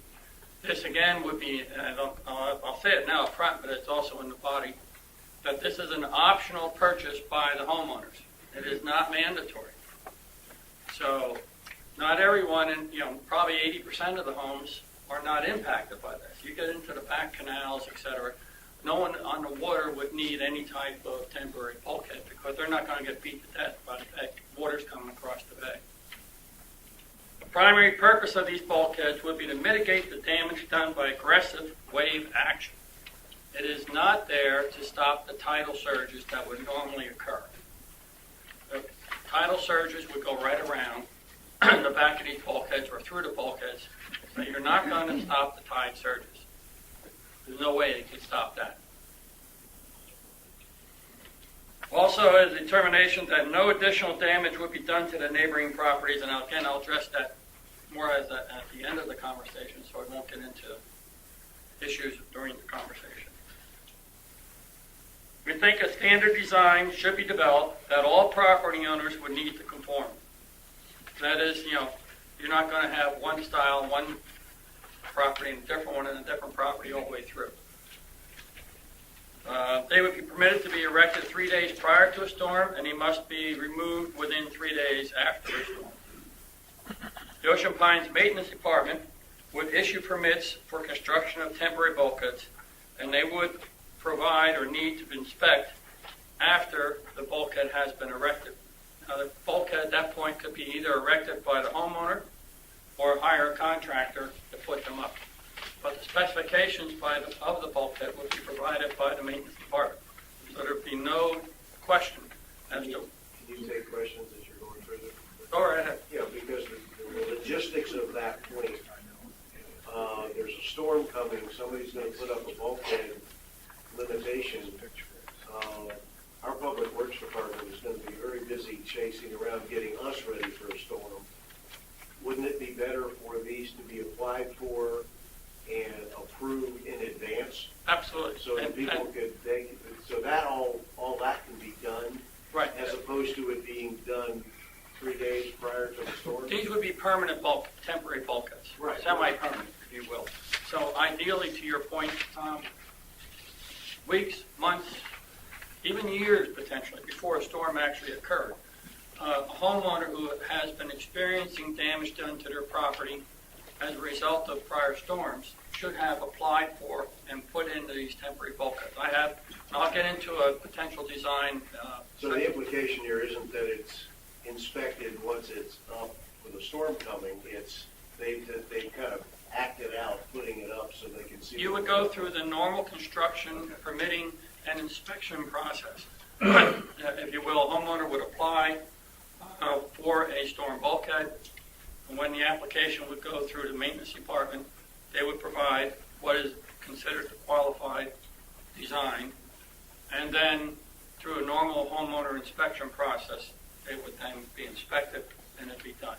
Ideally, to your point, that should not occur 2 days before a major storm.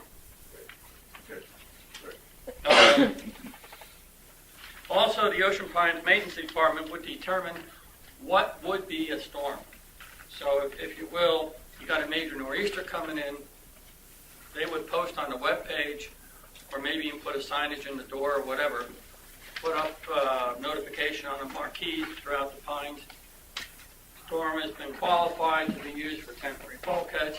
Here's the dates from which you can put it in, put it up, and here's when you have to take it down. So it's just not going to be willy-nilly sticking these things up at somebody's permit. It has to be qualified by Ocean Pines Maintenance Department. Again, I've said the acceptable design, we'll discuss that a little. No doubt what I'm going to show, again, this is a property owner's responsibility. If they want to buy it and build it and put it up, fine. If they don't want to do it, that's their call. Okay? So we're not enforcing a requirement of anyone to do that. To purchase the temporary storm bulkheads would be, again, optional. The cost of these bulkheads would be borne solely by the property owners. The OPA should not have any liability or responsibility for maintaining, or even if some damage would even occur after the fact. Even with temporary storm bulkheads, it's not Ocean Pines' problem, because properties would already have that. There are no guarantees that even installed would not have some damage done. You can't. Mother Nature is Mother Nature. I hate to say it that way, but that's what it is. All right, the recommendation, and this is when I say recommendation for a design, by any means is it the final design, no. But it's something that we came up with that we thought would be acceptable by a homeowner, and it will provide adequate protection and strength, and it would not get washed away, etc., in the storm. Essentially, it's composed of sections. I have it here in a brochure. If you would take 2x12s, reinforced in the back by 2x4s, so they would lock the two together, and take strap hinges, heavy duty, and you would actually put the hinges onto the back of the current existing bulkheads.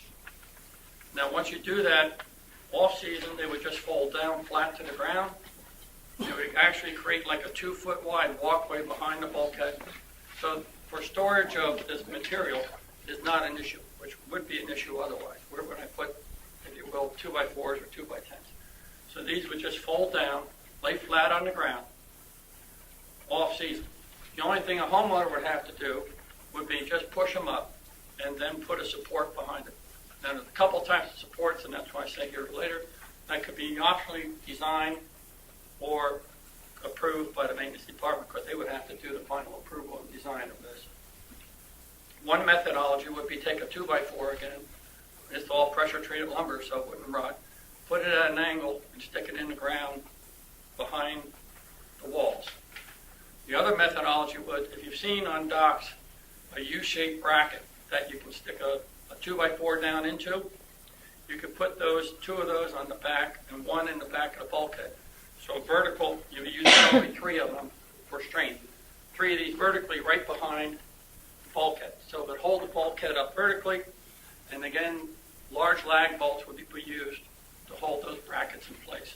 So, but basically, your committee is suggesting that the bulkhead reinforcements, the storm bulkheads, be allowed, and that some form of official design Yes. be studied and created. Exactly. Okay. Now, I have pictures in here again, and I'm not going to belabor the point, that if you look at the first colored pictures, the blue that you see right behind the bulkheads is actually like landscaping cloth, where the stone has been washed away, and also debris has washed up onto the land. You can see like a blue ladder and some other stuff there. These are actual pictures, and you can see the debris and the damage done. And if you have black and white pictures on the second page, show the same thing. Now, if you look at the third page, you'll see where there's like a 2x12 that was put up and put in against the pilings on the bulkhead, and you can see how the stone had not been moved. Now, to get to the issues or the questions that have been raised, as far, potentially would be raised. One is, how do you enforce this? And by that, I'm talking about the 3 days prior and the 3 days after. We would not expect the maintenance department to have to go property by property saying, did you put it up, did you take it down, et cetera, et cetera. It would be fairly self-evident by just, and I'm assuming that the maintenance department be driving around the neighborhood before and after a storm anyhow. If they saw one up outside the window that would post it, they would stop and issue a citation, or at least a warning to say you have to take it down. No specific inspection of properties to ensure that they were not too urban or not taken down too late, I don't foresee as a requirement. The maintenance department travels around looking all the time anyhow, especially after a major storm or damage. So I'm certain they would see that type of a problem. And if somebody left it up for a long period of time, it would be addressed. As far as damage to the adjacent properties, and to me, I'm going to use an analogy, and I'll probably get stones thrown at me. It'd be like the 3 little pigs with the straw house and the brick house. Just because you're not smart enough to build the brick house and you get damaged, doesn't mean that the guy who is smart enough to build the brick house should be penalized. I don't see, you're stopping wave action. You're not directing, if you will, wave action to an adjacent property. These bulkheads would work like the bumpers on a pool table. I'm not a hydro engineer of any form, but basically waves come in and will deflect and bounce right back out into the bay or across the canal. So the only thing that could potentially happen to an adjacent property would be debris that normally would have maybe come onto your neighbor's the property with the bulkheads up, would not come onto that property. It would just wash down to another property. But you're protecting your own property at that point in time. Debris is debris. If a dock breaks up or there's other debris floating around the bay because of strong winds, it's going to find the path of least resistance. So any property that doesn't have some obstruction to prevent it from coming onto the property potentially would get it. But that is not going to be as a result of this temporary storm bulkhead. That's just the norm. It's just finding a home where it's going to go. So I know there was some concern about that. From empirical evidence, I know we talked to people who had them up. I talked to Bob Abley, who some may know. He said that did not seemed to occur. His neighbor was concerned that damage was done to her property, but there was none, really. As we investigate this further going forward, Bob, as we take a look at this, and we don't even my thought, these are a couple issues, obviously, oversight issues. What kind of impact was that going to have? And secondarily, this issue of damage. While we might authorize these to be put up, we need to make sure that legally we're protected, having authorized that to be done. And secondly, I think the legal issue that, you're stating that the way it would be pushed back out and really isn't their fault. The guy didn't build his house out of straw. Your analogy, not mine.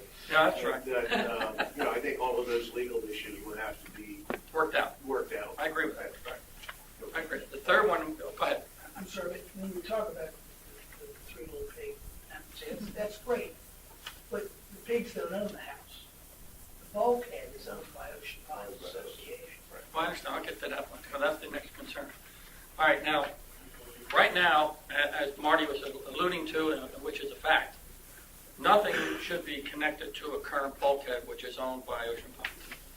So that's why the recommendation to the board is to permit a design that's acceptable to Ocean Pines only to be connected to the back of the bulkheads.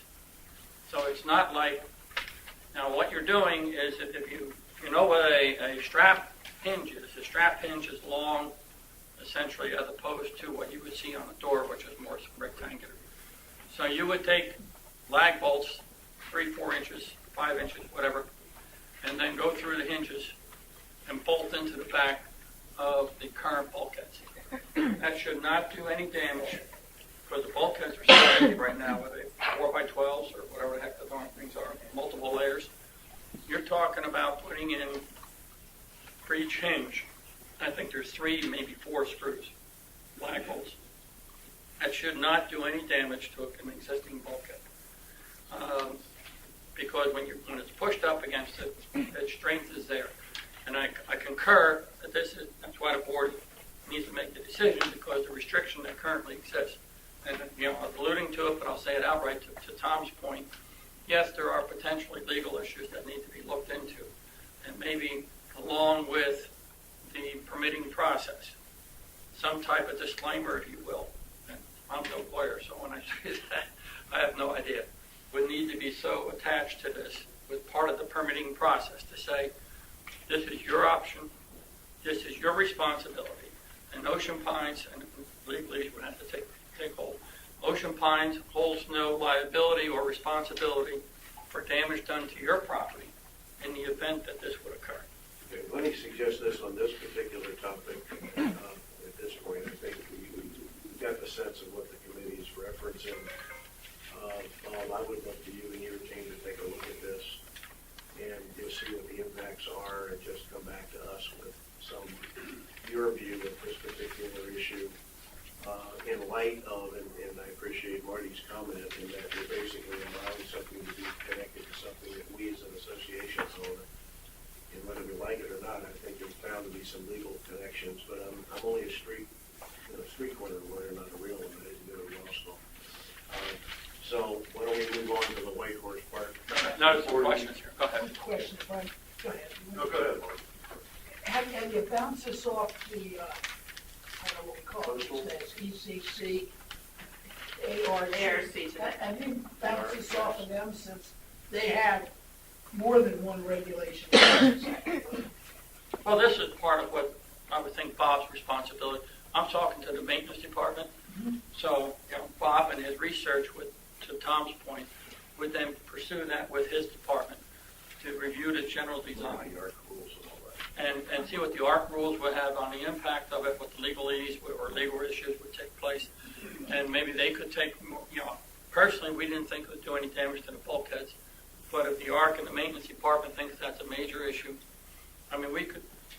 The ARC rules, we sort of make up and change and go, but they're all based on the Declaration of Restrictions, which requires that's a bigger stone to roll back. Well, let's figure out where we are on that, Dan. Yes, Dan. 2 questions, Frank. Your item number 2, you spoke to it briefly, that says also it's our determination that additional damage would be done to neighboring properties.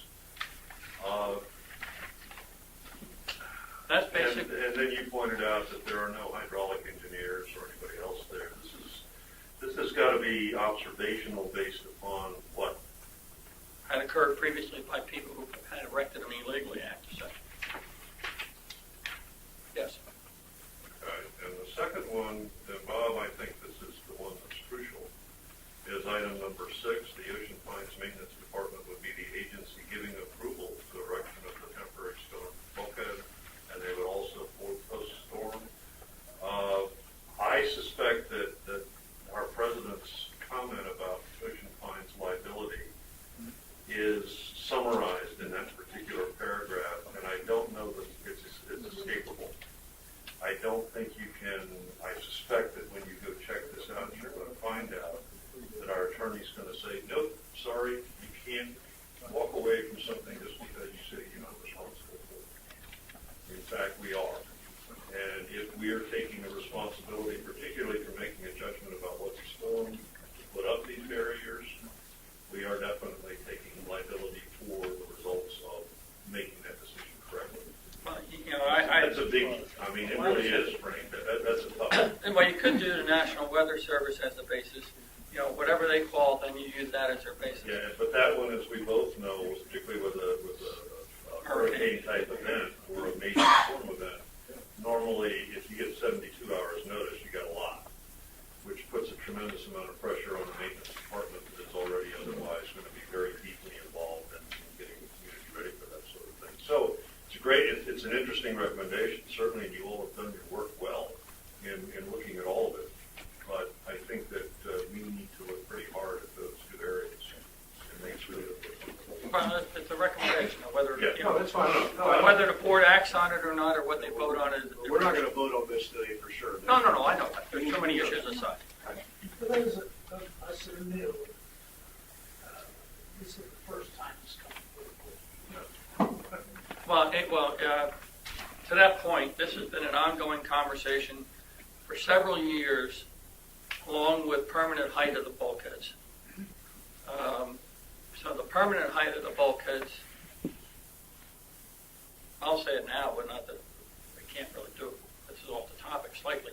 We're recommending an increase of a foot. The only problem when I say an increase of a foot, we haven't found out yet, and we have to research it before we'll come to the board, is what the state/county says is should be a height based upon the mean high tide. So, and that recommendation would be on a long-term maintenance issue, not on a do it now. So it would be like saying, listen, I don't know, what I say is sort of an example. If they say bulkhead should be currently 2 feet above mean high tide. Right now, I know that from talking to homeowners, bulkhead heights inside of Ocean Pines vary. Some are 1.5 feet, some are 2.5 feet. So we don't have a consistent height today. That much I did find out. So that's why we backed off making a permanent recommendation. But we would recommend because without getting into all the arguments about environmental warning and all that stuff, we're leaving that alone and simply saying in the event that we have increases of water over the years, that we want to raise it about a foot over the course of the next maintenance cycle of all bulkheads. But a foot over what is the question? Is it a foot over the current height of the bulkhead, or is it a foot over the recommendation that state and county, federal governments are saying? And we haven't found those out yet, so that's going to be their option. All right. Can I ask one question? Yes. Are you inclined or looking at this to be only certain areas that you can put these temporary bulkheads up? For example, the exposed ones, direct open bay ones, or this could be any homeowner who has a waterfront property? Well, it could be anyone with a bulkhead. Not necessarily a waterfront property per se. Okay. We're talking about a bulkhead. The answer to that question would be yes. But since we're going to bear the cost of it, and what I estimated the cost is about $100 per 8-foot section. And that's not counting labor. So I think we try to put that in there. So you're talking $1,200 to $1,500, if you will, for an 80-foot frontage. And that's a little bit of thrown on the wall. But nevertheless, it's trying to give some type of idea of what a cost would be without having exact figures. If it'd be any help, my history of this, we're talking the northeast side of Turns Landing, probably. Well, Turner's Landing is their own bulkhead. Well, I understand that, but even though that Turns Landing is their own bulkhead, setting a standard within Ocean Pines in general would be the thing I'm talking about. Because you wouldn't want to have something put up in Turner's Landing that potentially would break apart and wind up in But Woodruff. that is an interesting point, because Turner's Landing residents do own their bulkhead, so therefore they wouldn't have the restrictions against that. They could do that today if they wanted to. I know the only, No, there's several. there's several who own those. Right. Okay, at the risk of moving on, I'm directing moving on to the next topic, because we've got a lot more research to do. All right. We can, quite frankly, sharing stories for quite a while on this. Okay, Frank? All right. Move on. The second one we have is I talked to Tom and to Bob about a year and a half ago, maybe a little over a year ago, about the need for a new boat ramp at the White Horse Park ramp site. Obviously, it's not in good shape. My boat, for example, I couldn't begin to use it because the water depth at the end of those ramps are around 3 foot or so, 3.5 foot, which is not enough for me to float my boat off. And if I put the trailer fully in, it drops off the end of the world. So looking at I'm not going to get into the design. If somebody wants to see the recommendations I had at one point in time, I'm more than happy to leave it with Michelle and she can make copies. Primarily what we're saying is that the board, I think, has recognized the need for replacing the boat ramp. The problem is, as far as the MAC committee is concerned, it's not in the 2013-2014 budget. I recognize that. It's probably going to, hopefully, it'll be in the 2014-2015 budget. Now, having said that, if we want to have a boat ramp completed for next summer, the 2014 summer period, then the construction of this boat ramp would have to start someplace around the 1st of March, because it should be finished before Memorial Day. I believe, correct me if I'm wrong, your budget cycle starts on the 1st of May. Right, but the board approves the budget on the 28th of February. So by the 1st of March, you know what you're going to have with the budget.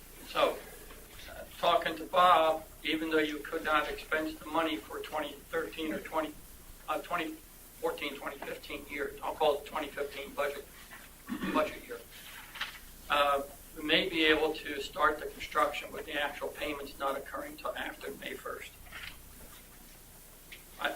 This is a board decision, but I'm trying to bring up that we need to get it going, because I think it should be done by the 2014 summer, and so does our committee. Now, I have something here.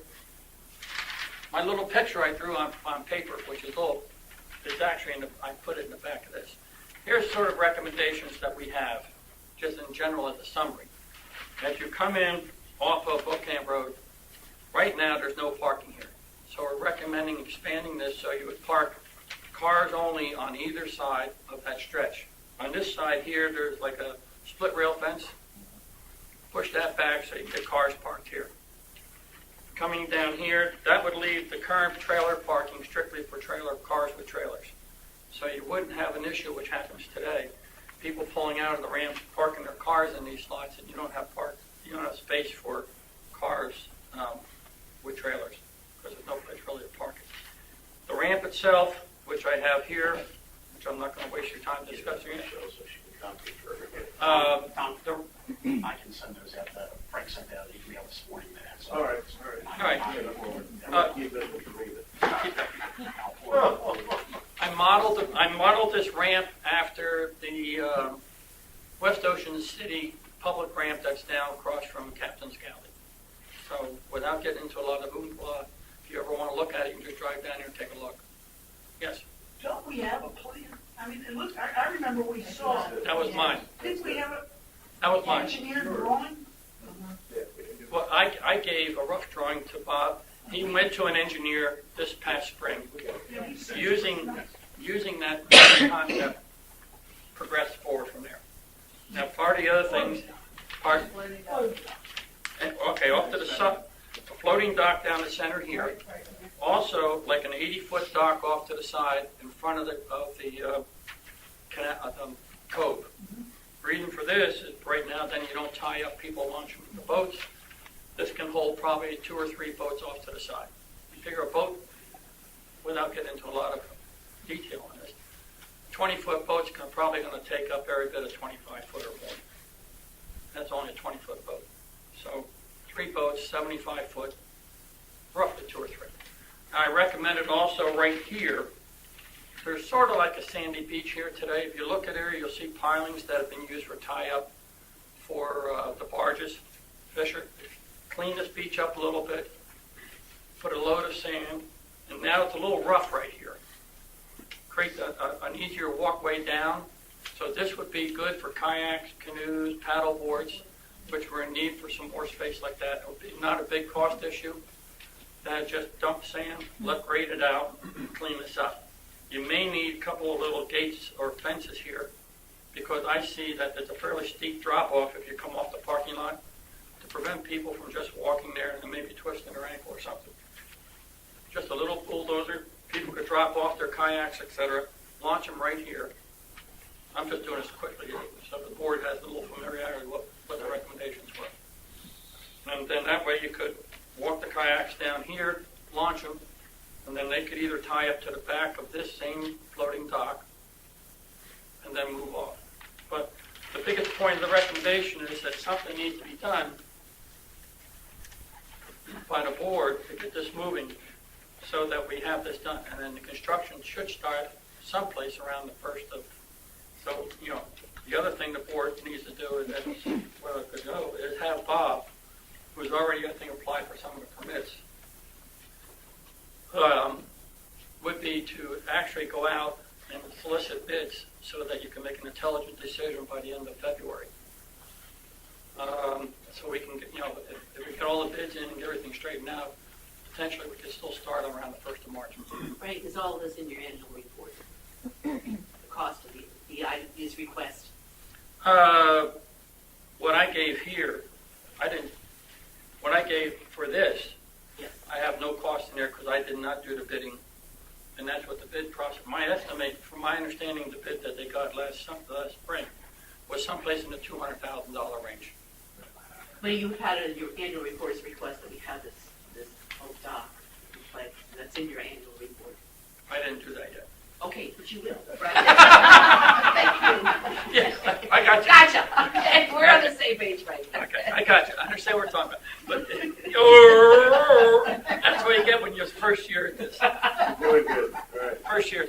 So anyhow, the net of the conversation, my understanding, the new boat ramp will be in the $200,000 range. Gotcha. Other than the physical ramp and the dockage, the recommendations for parking and even the recommendation for the kayak, canoe launch area, sandy beach, if you will, would be virtually no cost.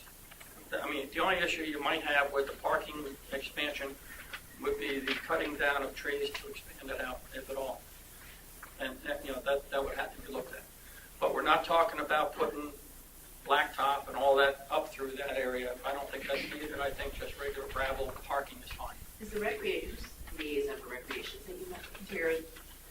Perhaps the two committees need to talk a little bit about that kayaking situation. I know they're very involved in Well, we have a Fred Steele has been working with one lady in charge of a kayak club. She doesn't live here. I think doesn't live here. I mean, she has property here, but she's not a permanent resident, so she has not been able to make our meetings. But She corresponds with Sonia. Good, I'm glad and- it's we've been As long corresponding as with they're- her. that's great. These are That's why things we we're brought that talking up. about. Good. Perfect. That's why we brought that up. Thank you. That way we're trying to address some of the needs of the community at the minimal cost level. Question, Bob. Yes. This isn't going to be a cakewalk on a permit. No. We've submitted. Oh, we have submitted? We have submitted. So we've used the plans that you got. Correct, to submit, and then if we have to modify later, Any other questions? I don't want to take out the board's pretty busy here today. It's running a little late, I know that. Well, Frank, thank you for you and your committee for doing solid work, and obviously your ideas from last year have already started. Well, we're trying to the committee has had several issues that has been on their plate, shall I say, for quite some time. I mean, permanent bulkhead heights, temporary bulkheads. So we like to sort of, and then now the program. What we're striving to do is put some of these things to bed. I mean, rather than just carrying them on year after year after year, bring them to the board and have the board say yes or no and be done with it. Then it takes it off our plate and your plate, and you don't have to hear back from the people. Great. I'm out of here. Appreciate it. Thanks, Randy. Thank you. Okay. And need my old park glasses or I'm really in trouble. Moving on to 5-minute break is approved. 2.5 hours. We push through. We gotta be here, let's do it. 5-minute break.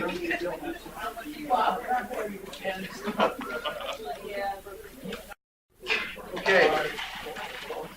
We will move to public comment. Raise your hand, and as long as everybody can hear you, we'll let you go from there. Yes, sir. Name and address. Can I go first? Have you come forward, please, so everybody can hear you.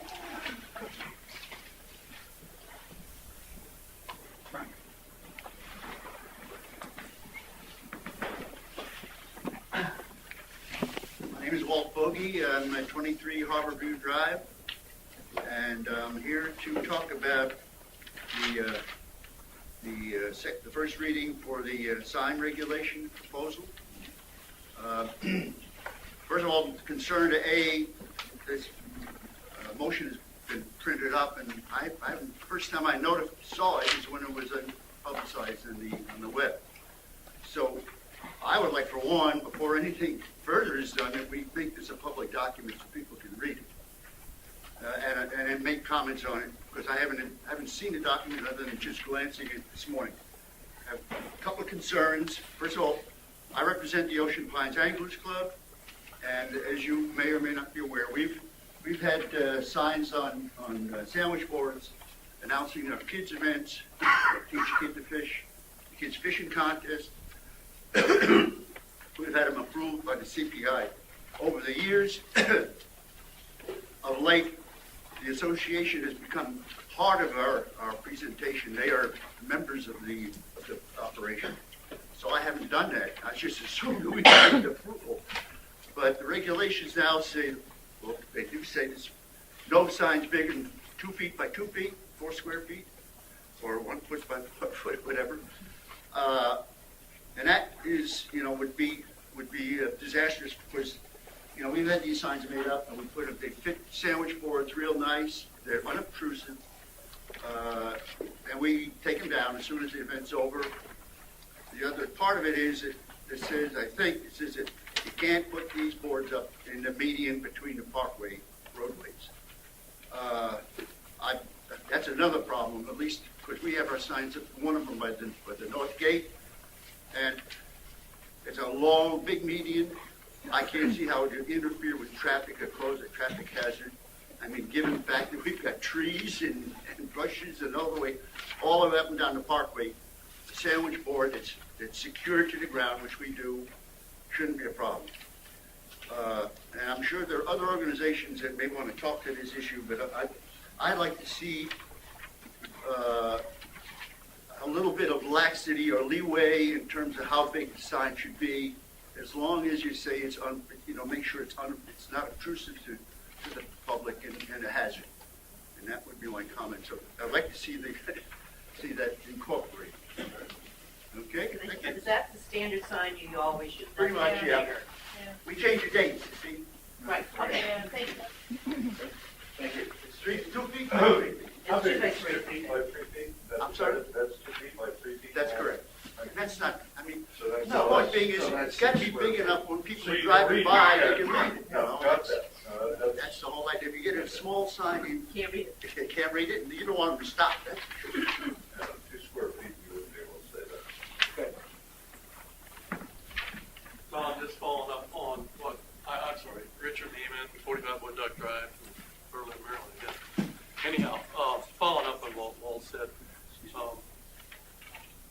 in cooperation with Ocean Pines, we've been doing this. I understand we have signs, and then we have signs, okay? But we don't want to get thrown in. You have to make up your rules for those that stepped across the line. We don't feel we have, and we don't feel we should have to go through a bureaucratic process to say, hey, bless your sign. Whether you all know it, I know it. You can go down to Macklin Creek and put up anything you want unless the state comes and takes it, because we don't own that, right? So, I mean, we have that opportunity. Looking over what Marty let me see this morning, I mean, we still have something in there that says if they have to take the sign, then the guy has to pay a fine to get his sign back. Yeah, that bothers the heck out of me. Number one, are we going to put a lien on somebody's house because, you know, he isn't going to pay to get his sign back, or it's going to destroy the sign? If you really want to make it stick, just destroy the guy's sign, then you'll have a problem. So, again, I support that you look at that carefully. Let us get a look at it again. And some of the existing things I know are already there. 2x2 is really too small. And like Walt said, we've had this going on the whole time. Those two kids' programs alone draw 500 people, counting the anglers, the parents, and the kids. On the bulkhead, I think you could simplify that bulkhead issue by just saying that Ocean Pines would not prohibit the temporary attachment to the bulkhead of something not exceeding 1 foot, okay? And says that, and let it go at that the homeowner agrees, the homeowner could be charged for any damage to the bulkhead resulting from that. I don't know. That's the only thing I think. I think you're going too far. Personally, if I was where Bob Abley was, where you get the wind and it hits you, or like over in Turner's Landing, mine just floods over, okay? But where he is, if I were there, I'd do exactly what Bob's been doing. I would put it up, and if they excited me, that'll take about 8 months before we finish that, and by then I could have it back down. So I'm not sure why you have to go through a lot of trouble to be able to do that. I know the idea is just that Bob didn't want to be out of compliance, and I'm sure that others the same way. Don't attach anything to the bulkhead. So if you can somehow get temporary attachment right, and relieving yourself of some kind of responsibility, or if it's destroyed, and that is that you put it up, not hours, but you put it up when the storm is imminent, and you take it down when the storm is over. Period. So I was just offer that as a suggestion. Thanks. Thank you.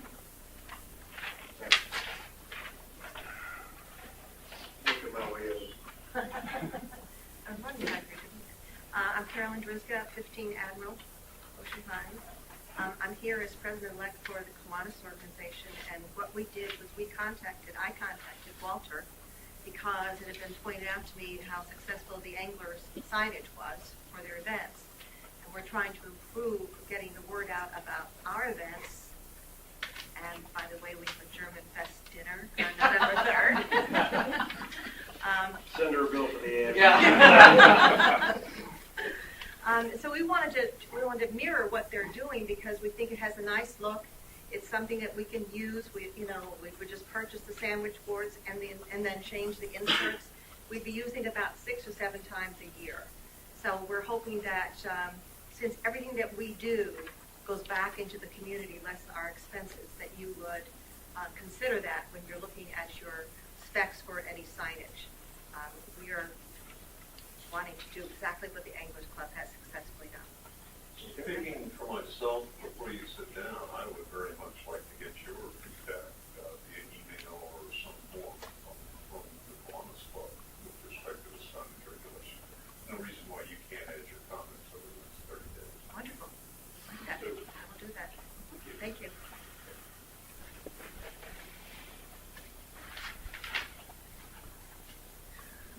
Mr. Terry, these comments are for you. Paper said you're making history. We have your name and address. Ernie Artist, 37 Quarterstaff Place. Paper says you're making history as board president, so I got 2 subject matters here I have a personal problem with. In 2011, you gave Bob Thompson a 17% raise, and you gave a police officer a 1% raise. You allowed Bob Thompson to budget a 3% raise for all employees. He doesn't give it to him. And then you give Bob Thompson a second raise of 7%. The next subject I would mention is the lifetime golf membership. This is a business plan that would put any golf course out of business. But we're an amenity, so we'll just raise the dues on all the homeowners. But what's more important here is there's no plan here for the younger homeowner. Where's the lifetime golf membership for the 25, the 35-year-old? There isn't any, is it, Bob? Because you like to discriminate against people. This is age discrimination. This is my opinion, but this is age discrimination. No, it's inappropriate. Okay? No, you can call it whatever you want to call it. I'm calling it as I see I'm it. not, Okay? you say whatever you want to say. I say it. but It's you age don't say it discrimination. for tax people. It's age discrimination, and this is what you have You're done. talking about a program that, and I'm not going to get into a debate back and forth with you on this. You're talking about a program that was adjudicated and officially passed by your board of directors. This was not something that Bob Thompson inserted or imposed on Ocean Pines. No, it's something Well, that, but you made it look like it's something that it's his plan and you blessed it. You blessed it. You were 100% in. Look, Where's the plan for the younger homeowner? There isn't any, is there? Is there or not? if you want to make a point that Dorado. Age discrimination is against the law, isn't it? Yeah, yes, sir. Also, let me finish my comment, Bob, then you can have the floor. It's been proven back in the 70s, even by a company that you retired from, okay, that the merit rate system does nothing but destroy the morale of your workforce. That's what it does. And it leads to corruption. It's been proven. They're my comments, and that's it.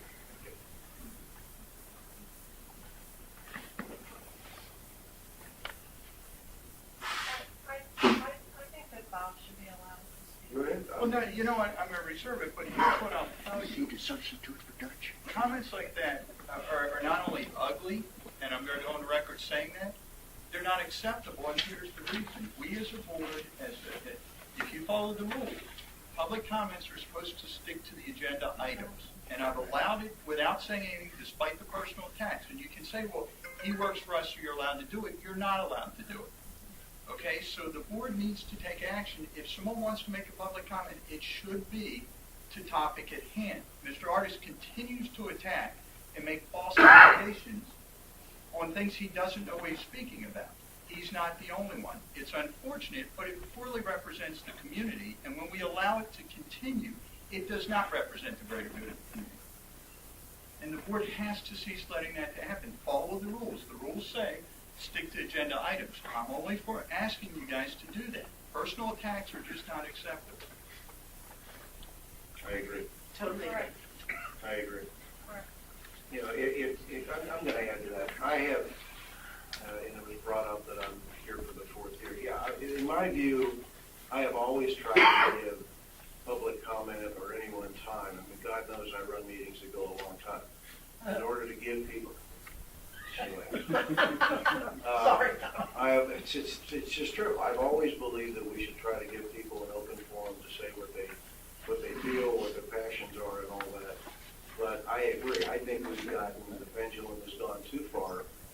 I have allowed the pendulum to go too far in that we've had a series now of meeting after meeting where people are taking advantage of the public comment section in order to attack people, make comments that, again, I've tried to keep the door open for communication because I think it's important that our members have an opportunity to talk.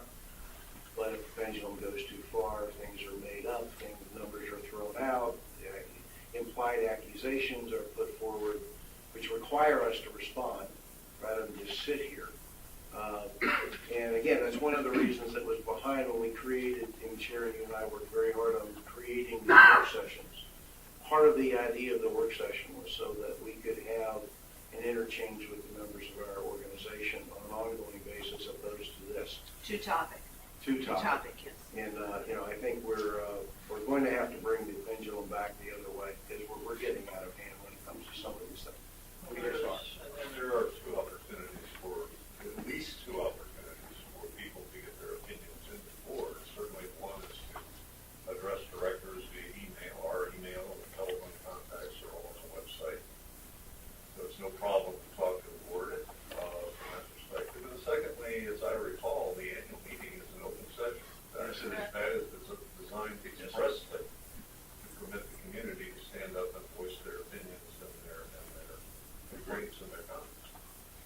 just suffice it to say, going forward, folks, this pendulum's going back the other way. I realize I'm the one who opened the door, because I said I like to give people a chance, but we've had now a series of these kinds of things going on that I gotta have to yank it back the other way. Anyone else?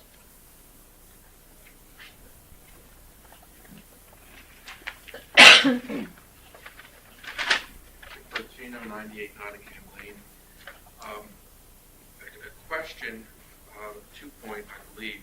Earlier today, the board approved a $75,000 expense that was out of budget. Is there a mechanism within the budgeting process or by the board to review the budget in its current year to compensate for an unbudgeted item that comes up? And if so, does that occur, or is that occurring? Mr. President, we'll set aside the regular order for Sure. yes, sir. If you look at the bylaws, the board of directors has the capability to adjust the budget with certain codes at any point during the budget. Okay. And is there an expectation as a member that mechanism will be reviewed and possibly acted upon as we see with the $75,000 and other unbudgeted items?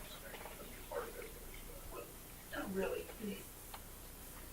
I thought the question was, if we have a $75,000 over budget here, can we offset it over here?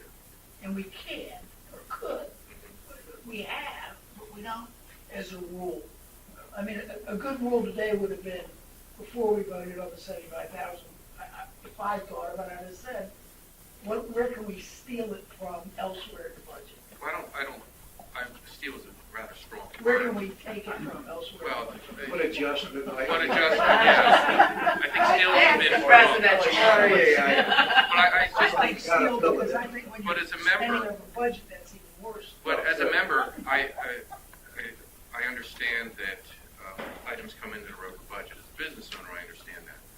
But I just ask, is the board considering reviewing the budget in its entirety to see where adjustments could be made so that at the end of the fiscal year, we don't end up with a tremendous override in expenses? Well, let me give you two answers to that. One is actually three. There is a process, and we're enabled to do it by the bylaws. Secondly, it's clearly something we can do, and it's another thing that I know from on a daily basis. Bob, in managing this place on a day-to-day basis, is constantly looking for ways of managing with it. A budget is a guideline and a roadmap, and within that budget and roadmap, you do changes from day to day as best you can. Try to adjust it. If there's a requirement for, if he wants to move money from this account to that account or something within a budget, we would have to vote on that. Right. But there's a day-to-day process of Well, you looking can see it in ways the to monthly save. figures. I see Yeah, that the expenses are, but it just seems that these expenses come up. We had something at the golf course, a pump, I believe, that came up a couple of months ago. We have this now, and given that I'm sure we're going to be facing additional expenses, is there an opportunity? And Yes, is sir. the board inclined to trigger that, to go through that process?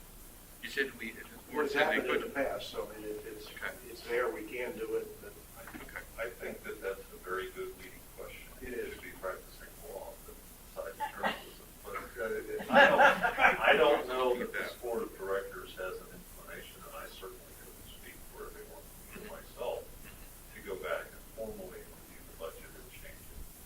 However, we do, and to reinforce what Tom just said, we do see the budget against reality at least once a month. And Mr. Thompson sees it once a day. So at least once a day. So it's not as though it's not being watched. However, we're undertaking projects that are very difficult to budget accurately, and you've just seen that as the example is running into the state of Maryland and the wetland delineation issues and other issues. The example, right now in Ocean Pines, we're dealing with a situation where we're going to be looking at underground propane gas pipes. Our hope is that the surveyed maps we have of where those pipes are accurate. The reality is, and I'll make a bet with anybody, that they're not. And we're going to find these pipes in some rather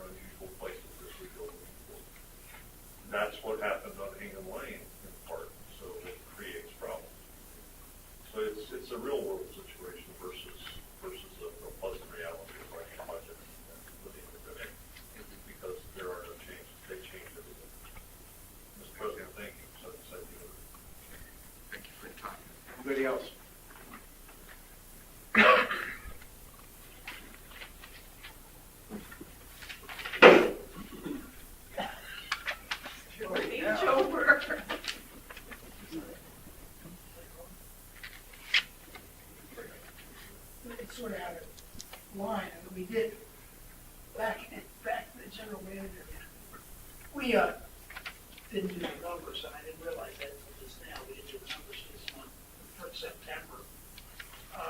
I have a question. There seems to be an excessive amount of money in our uninsured benefit. Excessive, millions. So, reason, I know we're getting draws coming in on the yacht club. Is there a way we can edge this bet a little bit? You're going to have to help me. I know you're talking about the CDR report? Well, yes. yes. Is it? Okay. It looks to me, reading it, that we've got $1,761,000 uninsured. Now, it's not going to be there long, I get it, but I mean. Well, why would you say that? Tell me what you're like, one CD or is it in one? No. We have $1.2 million sitting in money market at M&T. We got another $1 million sitting in money markets at Bank of Ocean City. It's going to depend on, each account is managed differently. One of them is going to be managed for, again, like you said, the draws for the yacht club is an example. They're big. The operations of the association is one of those accounts. Right. So that money flows in and out all I'm with month you. long. So, But rarely, rarely do we have this much money at risk. we don't, you call it at risk. I'm not sure what you're referring to. Uninsured. Here's the issue becomes, has there been a change in the FDIC rules as to what, there was like $250,000 per account, and then I'm hearing rumblings that there's been a change to that. No. Has there been a change or not? No. If you look at 731.13, those same accounts are 250, 245, 259. We're looking at $4,000 uninsured. You go back to June. Well, wait a minute, if you say that, how are they uninsured if they're in a? No, you have $9,000 uninsured. Oh, okay, all right. Anything below 250. Oh, yeah, okay, that's what I thought the rule. I'm going to disagree according to the last meeting I attended, the Budget and Finance Committee. Regulations, from what I understand, changed January 1st of this year. If you have one particular bank, and I'm just going to say Bank ABC, I won't pull a name out, okay, and you have more than 250 in any number of accounts, from what I understand at the meeting of the Budget and Finance this past week, it is only insured to 250. That's correct. So if you have $1 million in a bank account, you're only insured to 250, even though you have separate accounts. Correct. That's what I think you're trying to say. That's what I think you're trying to say. We had 250, 250, 250. Today, we got $1.2 million and $1.014 million in the same accounts. Correct. That means $1.7 million ain't insured. That's a scary number. I would recommend, if that's a concern, that maybe the Budget and Finance Committee make some recommendations of a better way to manage the money that's going to flow day to day and how we should manage it between the accounts. How flexible is CDR? Not very. That's They're not flexible. It's not in and out. Yeah, they're more flexible than But what you need to do is have 10 different banks and then transfer money from bank to bank, which may take a situation of a full-time person transferring them. I mean, CDARS, where we have $6 million last month, Yeah. and $9 million in July, is just like going to the bank and dropping your deposit off. Now, They these are do. all big reputable banks. Don't envision any problems, but you're right, Marty. So, I don't know. How do you need access to that money? And he needs, and Art was at the meeting, he says, this money, $400,000 may go in and out in 1 month because of the yacht club and all $2 those million. things. I'm not disagreeing with you, Marty. I'm just saying Art This is does need access excessive. to it. Okay, it needs to be, suggested with I think it needs to be looked at. I think budget financial, you're not wrong in that. Bill, that budget financial. Okay, Thanks, Bob. Sorry, Don. all right. All right, moving on. That's your other kind of stuff on the list. I was just trying to be helpful. Well, that one kind of came out of the blue, I didn't realize. That was. It's a good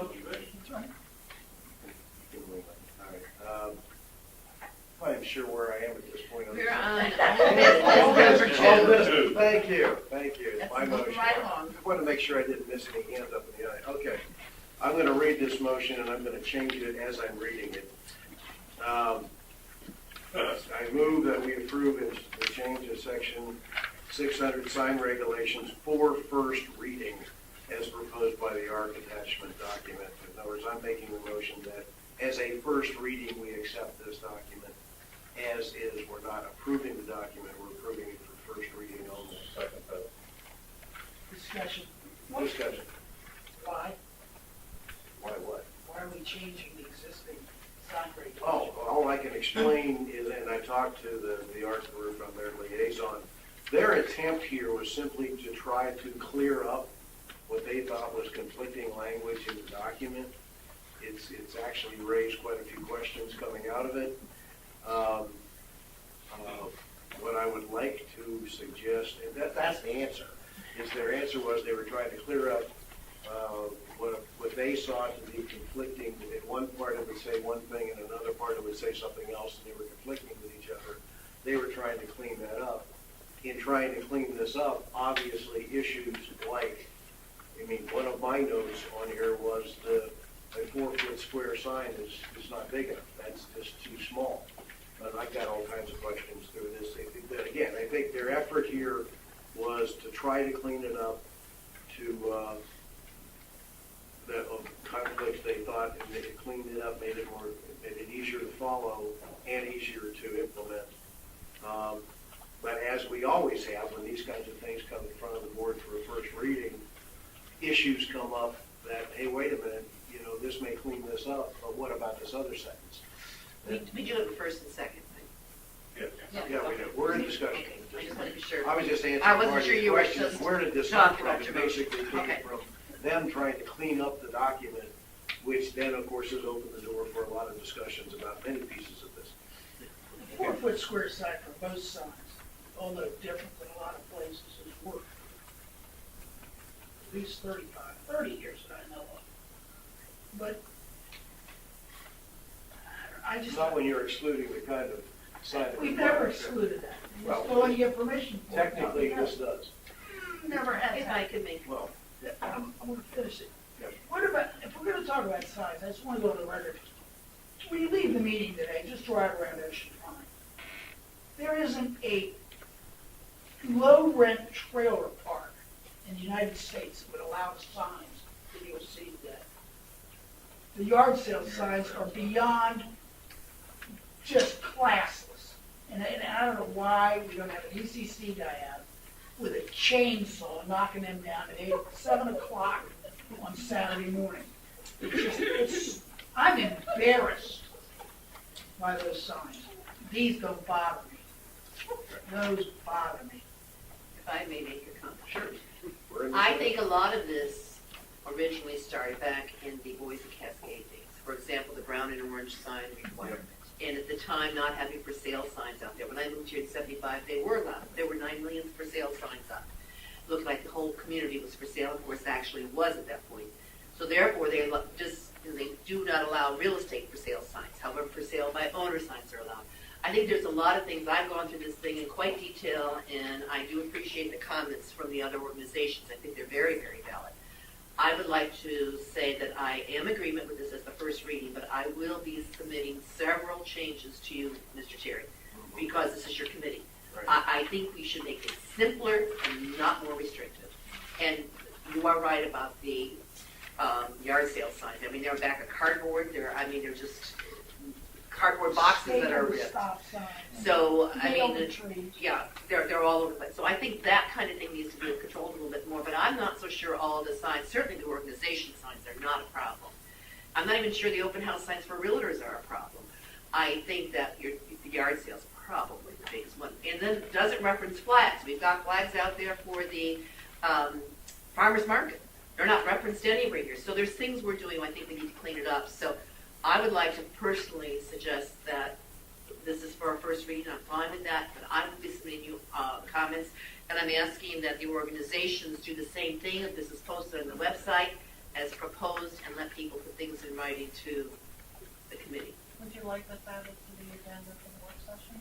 Yeah, add it to the work session. I would like emails sent to me. As far as the yard sale signs goes, quite frankly, I think we ought to provide a certain standard yard sale sign that Ocean Pines provides to people to use if they want to use it, and that's just an idea.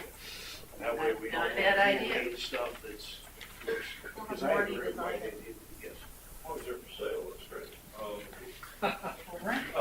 For rent, Rent. that's cool. Go ahead. Yeah, just two, maybe 3 points. The first one is, please, as we said earlier, post this on the website. 2, direct people as to whom their comments should go, and I believe that they do. And 3, for old guys like me who can't read black type behind red highlighter, can we please change the highlight color to make it yellow? Yeah. Because I'm looking at this document, and it looks like an FBI document that's been redacted. It looks fine. Part of the function, but I have to, yes. Thank you. You're welcome.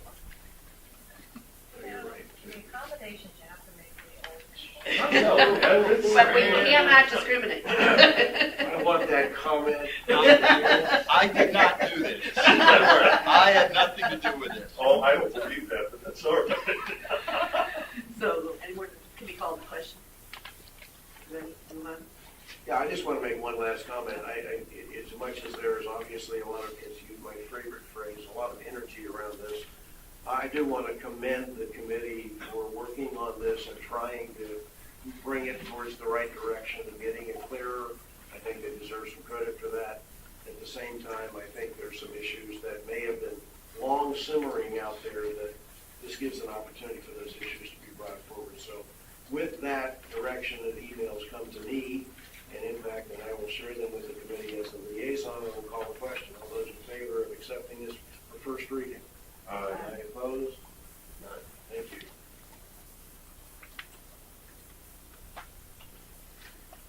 CPI, Bob. Whoa, how about this? Budget guidance. Oh, Just a small one. just a small one, okay. Mr. Cordwell. I think that was a 40 in this.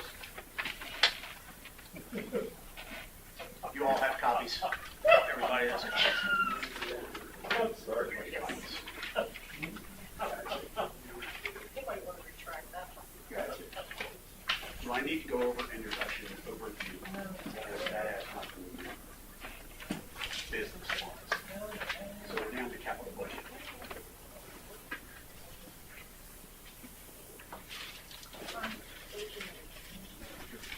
Read it for everybody, or can everybody read it? No, the process that Bill and I talked about is we would go paragraph by paragraph through this, with Bill leading us through it.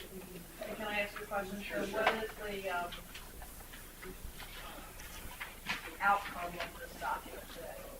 The outcome of this document, when we're done, would be a revised document for us to go home and think about, and we could possibly have an electronic vote if okay, or we may have to have a special meeting. Obviously, we need to get this document in the hands of those who are putting the budget together for our guidance to them within a reasonable time frame. So that's where we are. So the intent here is to walk through this, take input, come up with changes, and then come up with a final document for us to look at. Okay? Are there any changes from this versus the draft we received? Okay. Just the Word word off the draft. Okay. Okay, so if everybody's okay with that process, Bill will just take us through paragraph by paragraph and We'll talk capital budget. Continue with the capital funding plans. FY 2015 budget should continue with the capital funding provided by the 5-year funding plan, which has been reaffirmed by previous boards. FY 2015 represents the first year following the 5 consecutive years of $26 annual assessment increases to help fund the association's major capital projects. And this component of the 5-year funding plan should be continued at the same level as in FY 2014, which is no increase from the FY 2014 budget, consistent with the original intent and as communicated to the membership. Bill's running this out there. You'll call on people and Well, just because I like things to be clean, there is no approved capital funding plan. There's never been a 5-year funding plan approved by any board. I don't believe there's ever been a motion to approve a 5-year funding plan. Secondly, I think this is a little misleading when you said 5 consecutive years and $26 annual increase. What we're suggesting here in the capital budget is $130 going into reserves in addition to the normal reserves. That's correct. To help fund the association's major capital projects and this component of the 5-year funding plan. Okay? I'm not sure I'm familiar with the facility action plan.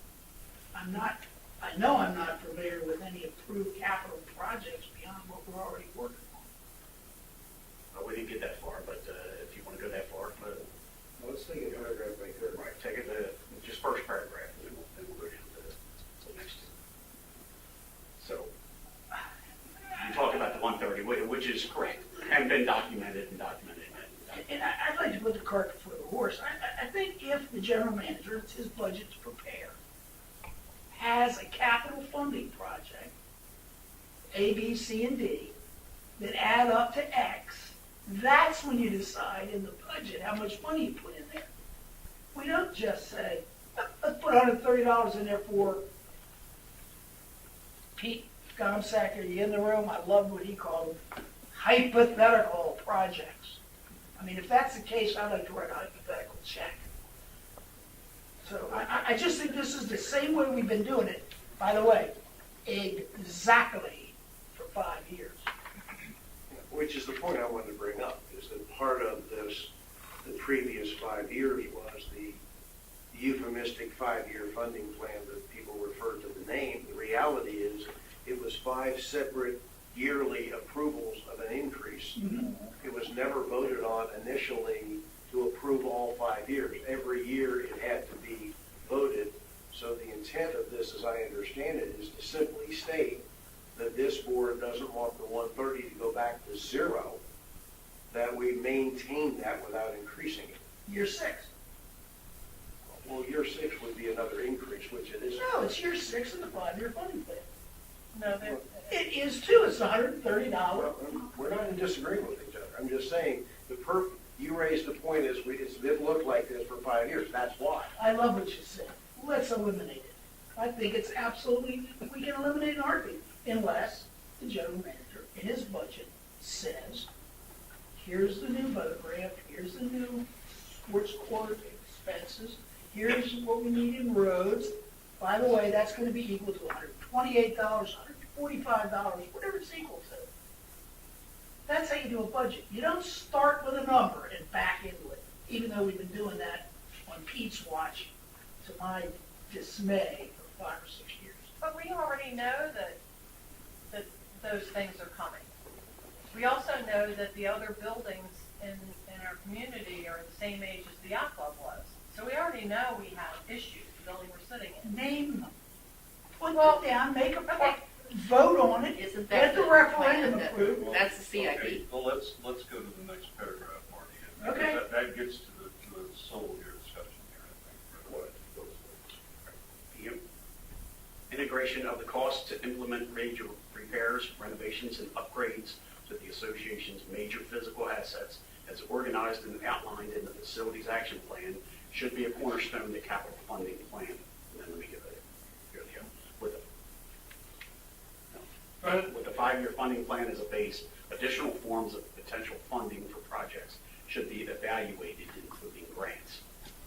Okay, can I make an observation here, Bill? All right. Facilities action plan, Marty has made the comment electronically to all of us, and I concur with what he's saying. I don't know of a facilities action plan. I do, however, know that this board of directors last year instructed the general manager to prepare a capital improvements plan that looked over a period of 10 years down the road for Ocean Ponds. And I do know from today's general manager's report that that plan work session meeting, so that, Marty, what we will have for the first time, as far as I know in quite a while, a specific, here's what we're going to be spending, right here's a specific recommendation as to what we're going to be There spending is money in on. fact a facilities action plan, whatever you call it, that the board voted on it.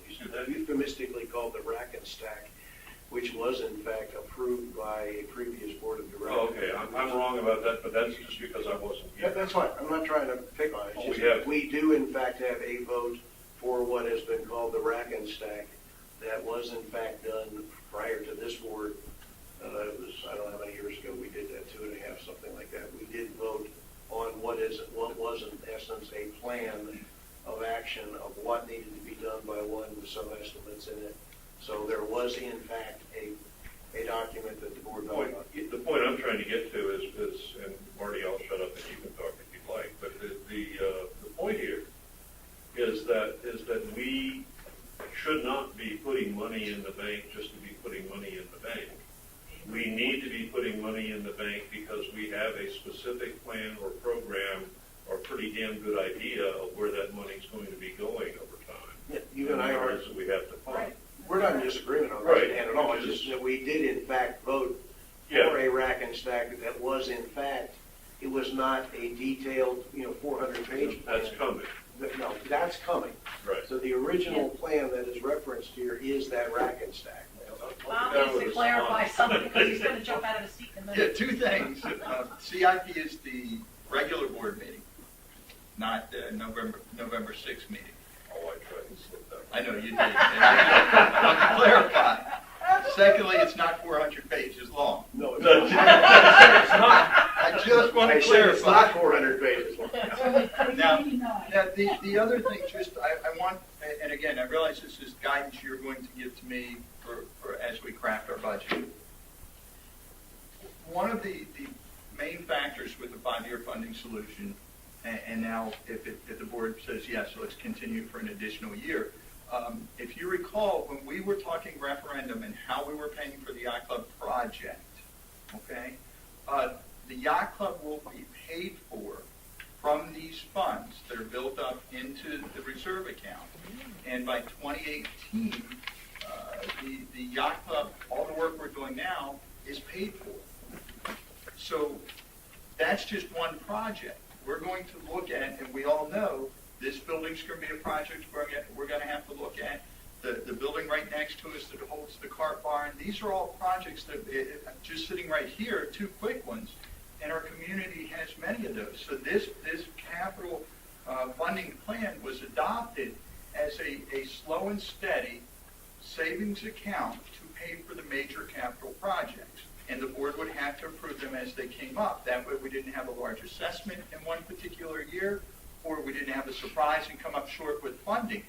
Even with this plan, if you track it out and you look at all of our facilities and our infrastructure, I don't think this covers everything. And that's why, like the last part, projects should be, where it says other potential funding solutions should be considered. We're going to have to look at that in the next coming years. But if you look at our assets that we have here, this is just one component to fund. So that was the intent, I believe, and certainly in every discussion I've been part of with the five-year funding solution, I know it's right to say we shouldn't budget for something we don't have. It creates, I've heard slush fund, I've heard this.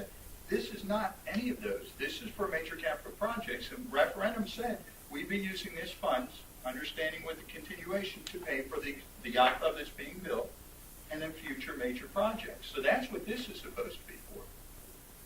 Ergo, that's why it's in the guidance that it is continued. Correct. Would we be better changing the facilities action plan, even though that was approved to the CIP? Well, even though we don't have it. Yeah, no, I would. This is guidance to me at this point. I know what the intent is. I don't think you have to change it because if you recall, the CIP, part of the thing is we gave you the first phase of it and had everything to do with maintenance. If you recall, we went outside and got a different maintenance tracking mechanism, which the software, and we're using that now simultaneously with our existing software. So that's all going to go into the facility action plan. So we have ongoing maintenance in addition to the new capital items. Anything else? Sounds silly, but I would put all of those lines together instead of separating them as one paragraph.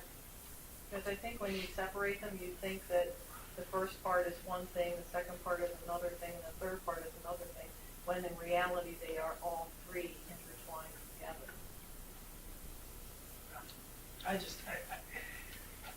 I'll take a shot at rewriting this, but we've been doing the same thing over and over. It's not working very well.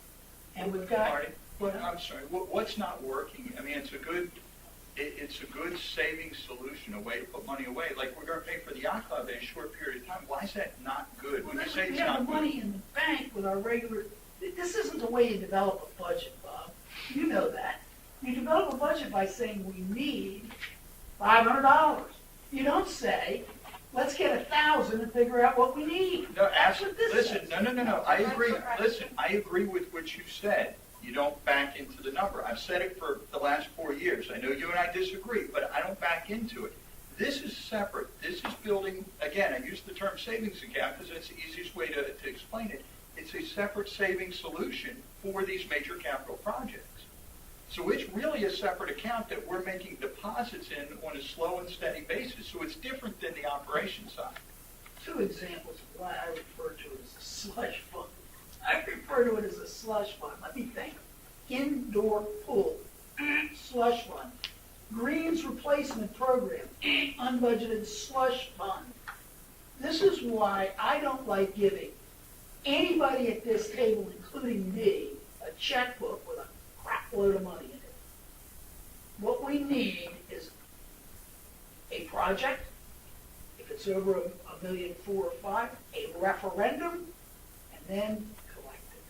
What we're doing is, it's good, and I'm quoting a board member, and I won't mention his names. It's easier to sell these things if we have the money in the bank.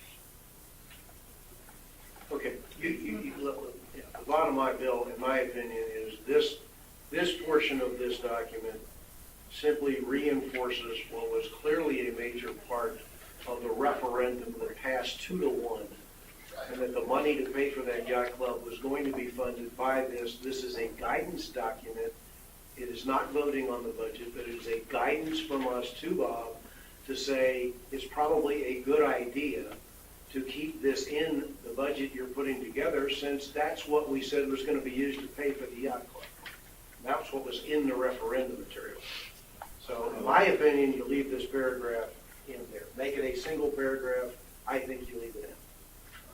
I don't have any kind of restriction on that, but I would like to suggest to the manager that in looking at this paragraph and thinking about dollars that are associated with it, you might also want to think about the idea that when the CIP is approved by the board, that you have the funding availability to put that out as a general referendum to the community for them to voice their vote. That then gives us a cornerstone spot to answer Marty's problem.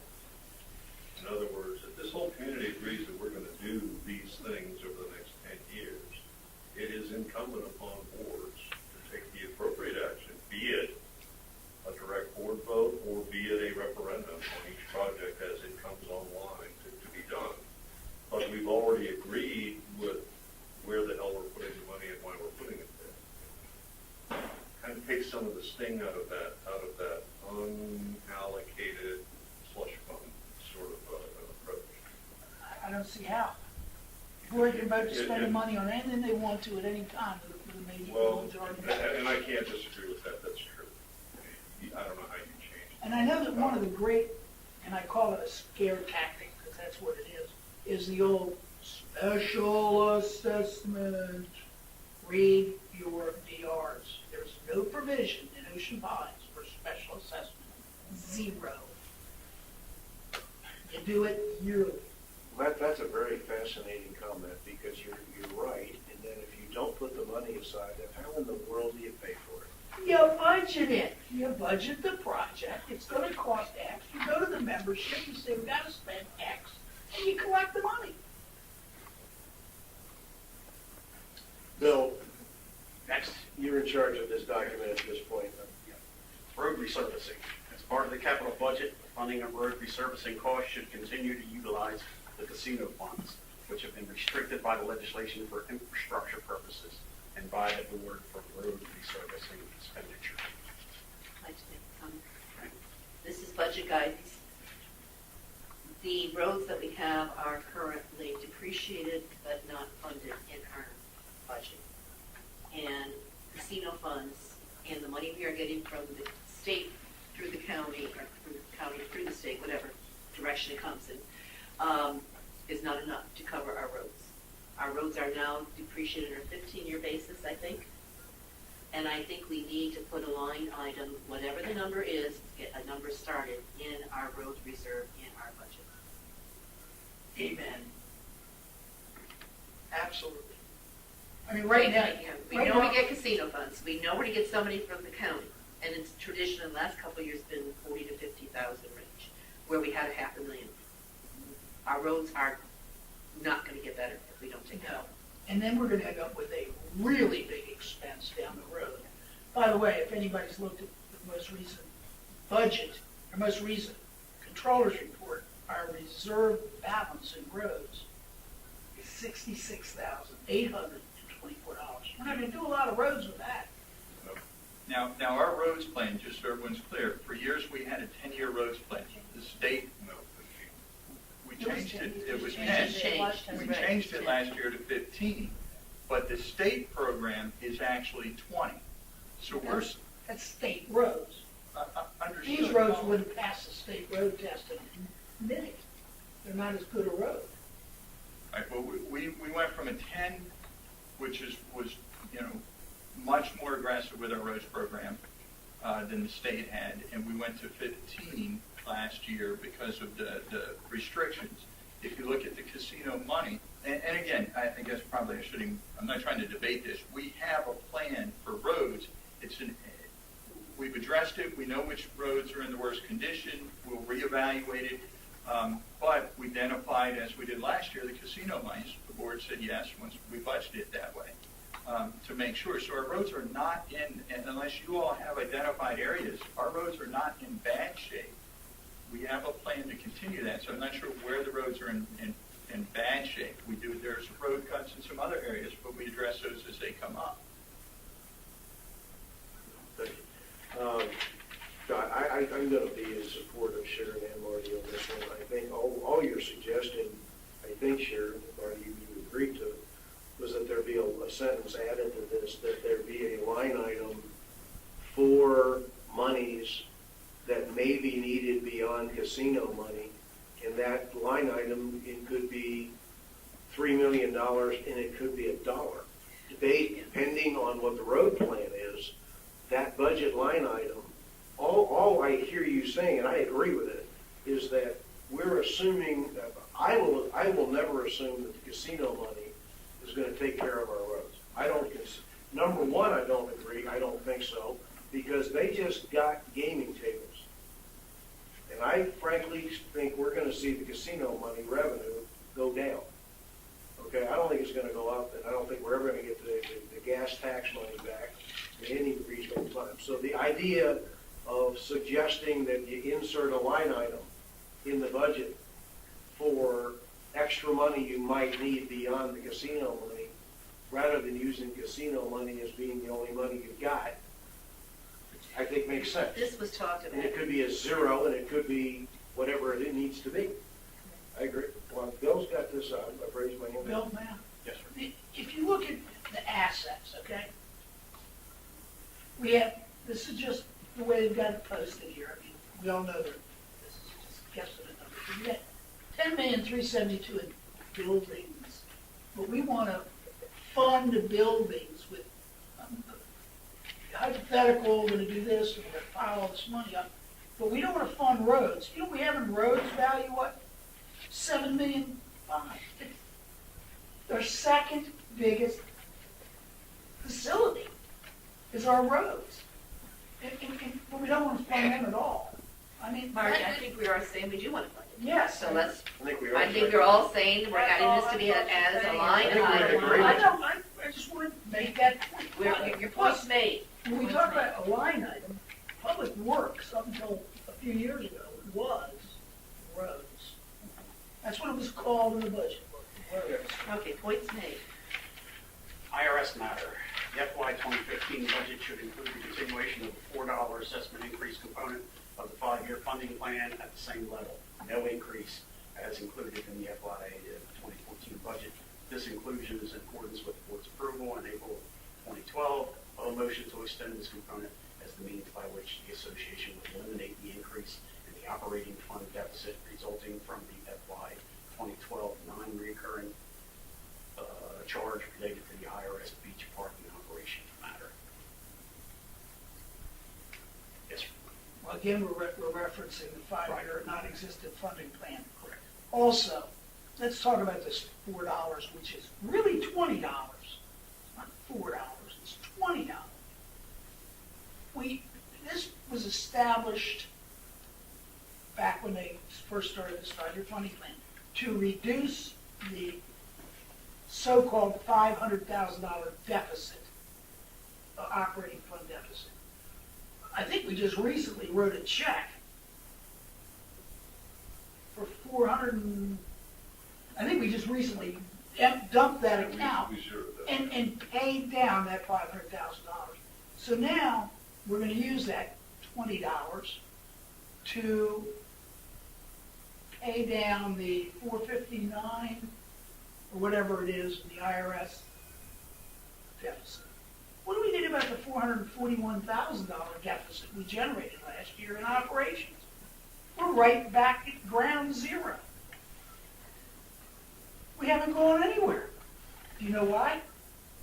Anybody want to venture a guess? This budget doesn't direct fixing the hole in the budget. I mean, I'm personally tired of putting pumps on board. We got a hole. We need to fix it. I mean, does anybody realize how much money we've tinkered away on golf, yacht club, and aquatics in the last 3 years? $487 a member. This is 3 amenities. There's your problem. Your problem isn't how to pay it off. It's how to stop the bloodletting. I mean, we got a whole closet full of blood. Nobody's got a Band-Aid. Anybody else? So, I mean, I guess we'll just ignore that. No, I don't think it's being ignored, Marty. The bottom line is that those were real, I'm not going to get here and debate the budget sitting here. The reality is, do we want to add to this Yes. a sentence that says, Plus the 441. plus that we need to look at how are we going to cover those losses that came in last year? Amen. There you go. I have no problem with adding that into this guide. Thank you. I have no problem with that. That was part of the original intent of this account. It was. The IRS came in as the biggest bill we had at that point in time. Right. But your point is well taken. And that's that, part of the issue is we have to pay for what we've already lost. But the other part of it is very much more important, and that's how do we fix the losses? Did we not cover the 441 with the transfer of those funds? Yes, we did. So that's covered, so I don't know what anybody's talking about, we need to Wait a cover it. minute. It's- That was covering the 500,000 we started with. No. Right? That was already, No, that was already paid down. We had operational surpluses 3 years in a row that ate the majority of that up. Right. Yeah, we made money 3 out of the last 4 years and that money was used to buy down that loss. So my Which was understanding inherited. of this, when I read it, is the board's direction is to continue to put this money away, again, into a savings type of account. I use that because it's the easiest term to understand, because of the IRS situation that we found ourselves in. This continues to make sure we have the funds to cover that. Am I wrong? No, you're not. And that's what it is. I don't know, we're talking 441. we covered that. Transfer was made, deficit reduction, per what the original motion was, so that zeroed it out. We had 3 years of positive variance to budget operational, which ate the other $500,000 from the 3 years prior, or the majority of it. That's not correct. It is correct. It's not incorrect. It's correct if you again take out the IRS. Well, we've been through this debate 100 times. Yeah, and we'll go there again, but you can't spend the money twice. We're not. No. And look, this, Dan, your comment is the most cogent at this point, is that this $4 was not put in place just to pay off the IRS. No, It was put in place to take care of losses at any given year, unless we make money, at which point those dollars go against the losses, which happened 3 out of the last 4 years.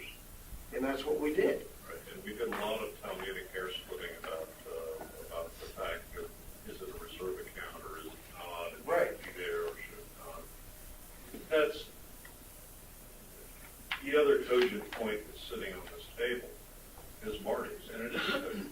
And that's that we have to be, and the general manager is, very aware of revenue generation versus cost, and how do we stop the closet full of bleeding that's going on. And I think that we're beginning to see some evidence that, in fact, that's going to start happening. But that's wishful thinking at the moment. We're not going to know that until we start getting into a real plan and really start working our way through what's going on.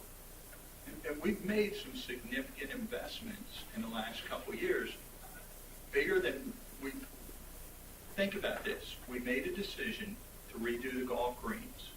Big leap by this board to get our golf course back into condition that it's marketable.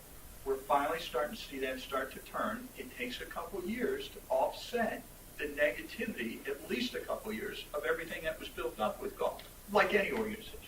We're finally starting to see that.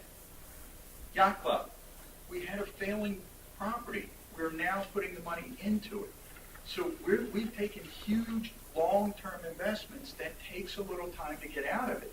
If you look at our numbers, and again, this is what we'll go through with the budget, but when we're saying no, all this bleeding, all this, if you look, we've been closing the gap for several years.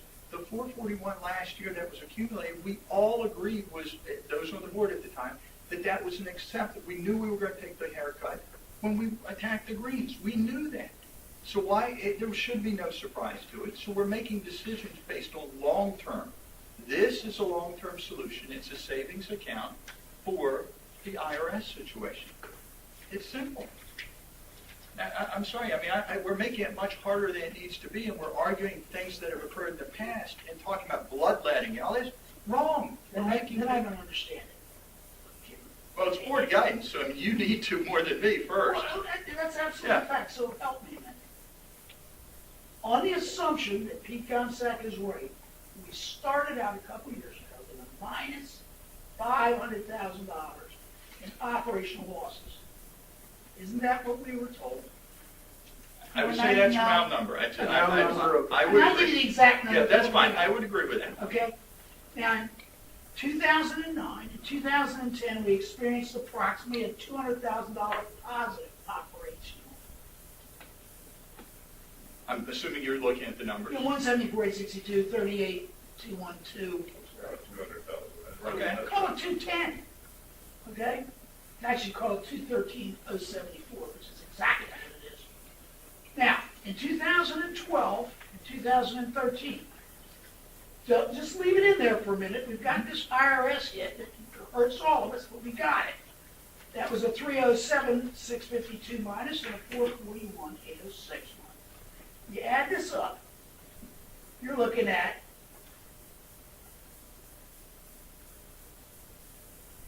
call that 700 and some thousand, 742 negative, plus 213 positive, which is a loss of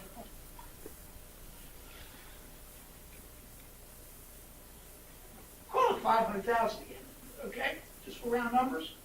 We're at $1 million. We started at 5. We've added 5. That's $1 million. Now, we've been collecting this $20. Started out as $4, $8, blah, blah, done with a few. We're collecting that money. We've taken 447, call it 500. We're still at negative 500. Right? Including the IRS, you're right. Yeah, There's that's never been an argument over that. So, and because of that IRS potential, we're collecting, the recommendation here is to collect this additional money, to put it aside as a way to cover that. got it. Okay, just so we know what we're paying it for. Will you send me the line that you would like to be in there, and should that be under the IRS matter? That line's not, well, it's board guidance, it's hard. Yeah, It's been zeroed out, so you can't use that number. That's It ought to be deficit payback or yeah, reduction. it really is an IRS matter, and I'll send you some words on it. And it should be another category. Operating budget, general focus. The operating budget should emphasize having the ability of the required operational skill sets appropriate to an enterprise of our current size and to the delivery of quality services while effectively reducing unnecessary expenditures. Process improvements and increased staff productivity should be based on the inclusion of expanded use of technology. The operational portion of the budget should support the operational segment of the annual assessment and, if possible, excluding the net depreciation expense impact of the new yacht club, remain at the same level as FY23. Kind of a contradiction. I think it's a very interesting comment, that last line. I stopped with that one because as you go through the rest of this budget guidance, we are proposing to guide the general manager in specific personnel ads that are not inconsequential. They are very expensive. And we're proposing that we focus a lot of attention on something that we need to focus on, which is called getting compliance in the 21st century as far as the tools we use to manage the corporation, which will hopefully make us a little bit more efficient than we are. But we run. People may or may not realize this, but from my perspective, we run a mighty thin organization to run a $13 million corporation. Okay, we actually have run it thin enough so that we've had, as if you read through the accounting reports package that we recently got, we're ignoring a couple of areas where we don't have redundancy or we don't have checks and balances, frankly, because it would cost us ongoing salary money to put them in place. And we don't feel that it's necessary. There's not a big enough list there to do it. The point that I'm trying to get to is that I'd love to see the general manager come back with a budget that doesn't have any increase in an operating fee, if that's possible. But you've identified roads, okay? We've identified the yacht club depreciation is there. That's a fact of life. That will increase the annual assessment. And we're talking about adding I think it's significant. I don't know, Bob. You're much further into this than I am, but just the feeling I'm getting is in order to really turn our technology position around, we're not only going to have to add hardware, we're going to have to add a body to be directly responsible for running it instead of doing what we're doing. And I don't know the pros and cons of using an outside service and paying them versus bringing somebody on board and doing that. That's for all for decision for recommendation. But I'm a little hesitant about making it a hard and fast guideline to the general manager about don't raise the assessment. I'm much more concerned about being able to say if there is an assessment increase, it needs to be well justified and as reasonable as possible. That was my chuckle, and that's why I said it was a contradiction. Exactly what you just said, because the first paragraph states we need all of these upgrades, but the second one says, but don't spend any more money doing it. I'm like you, Dan, I agree. It's already, where are you gonna cut from? Pay for it. And we have requests from aquatics, we know we have to do something with the children's pools. We know tennis people want some more tennis courts. We know that they want a marina put in, the boat ramp put in. We know the environmental people need some plannings done, and goes on, and the rec department wants lights, and there's on and on and on. There's a lot of needs and wants out there, and as they need to be Jerry provided. and Bob are doing the CIP, I mean, he point blank told us that one of the first things they look at is safety. So if it's safety, it moves up to the top of the Yeah. list. So, and we do have them. Bill, to me, thank you. Bill, to me, this is a guidance document, and I think the points are being well taken, that there are some major advancements that we're talking about needing to have. I'm not disagreeing with any of them, technology especially, and depreciation is depreciation. I think, if I'm reading Dan and Terry correctly, I think what you're saying is to put in here a statement that says, in essence, don't raise the dues, is almost contradicting to everything else we're saying in here, that we need to go with technology, we need to get technology increased, we need IT, we need HR, we need staffing. We're saying we need all this stuff, but don't charge us any more money. So I wouldn't disagree with just taking this short paragraph out. I mean, it's great if we can, but. It's great if we can, but Well, my feeling yes, is that really. we should always start with zero assessment. Mhm. Do what we can to have zero assessment increase year to year to year. Right. Now, things come up and things break, especially the way we've neglected things for years and years and years. But we should always be starting at zero. But, our focus should be a zero assessment increase every year. To me, that's kind of what this says, but I also understand what I think you guys are. Yeah, well, that's exactly what I'm talking about, but the stress that I'd like to put in here is to add the thought to that second paragraph statement, that that if in fact a change is required, it be as conservative as possible and as well documented and thought out as possible, with the stress on documentation. Now, what does documentation mean? It means something that we've been talking about, and since I've been on this board for 2+ years now, this is my third budget cycle, we haven't seen, and that's, guys, to me, to document a revenue stream and a cost stream, you've got to show me a believable, well thought out, well engineered business plans.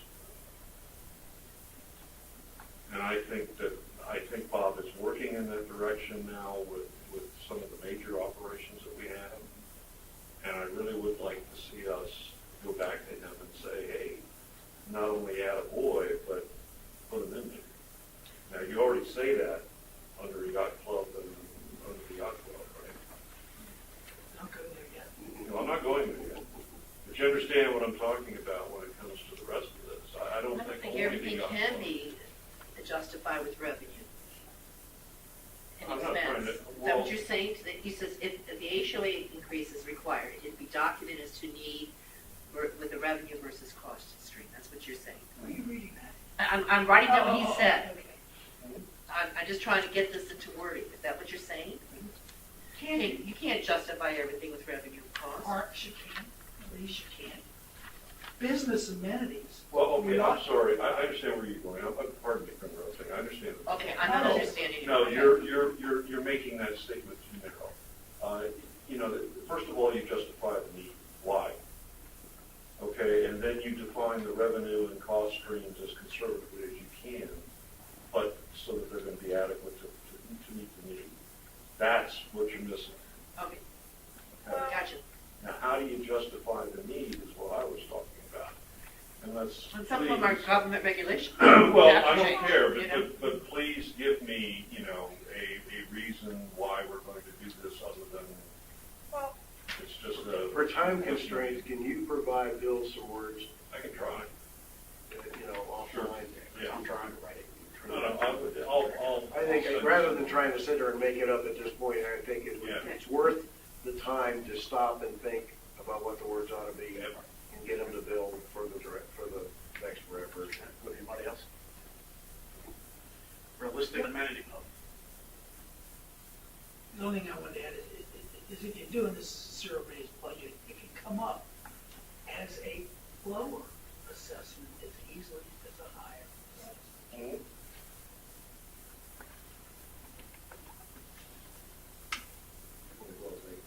Realistic amenity budgets. Amenity financial results should be budgeted on a realistic basis and reflect continuing efforts to increase revenues through greater usage as well as decreasing expenses where feasible. Significant increases or decreases in FY 2015 budgeted revenues compared either to the FY 2014 budgeted or projected levels should be supported by the amenities business plan and appropriately explained. Additionally, the budget should emphasize increased marketing for broader utilization of the amenities as well as an assessment of pricing policies pertaining to non-member utilization. You know, we ought to just keep reading, because then when you get into the yacht club amenity, you fly right in the face of what you just said. Well, let me make another point on there about non-member utilization, which I think is very important. We should be charging more for non-members to utilize. But also, I've had a few folks say that our pricing structures are single and family. Most of our community here is couples, a man and a woman. We have no pricing structure for single husband, wife, or, couples. We go right to family. So, and we're older, our kids are gone, and all that kind of stuff. So just to keep that something in mind.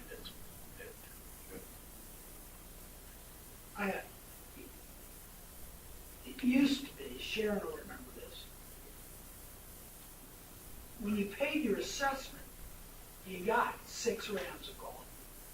You got X number of dollars to spend at the pool, or the pool, that bar, yacht club, and they also had the restaurant at the swim racket club.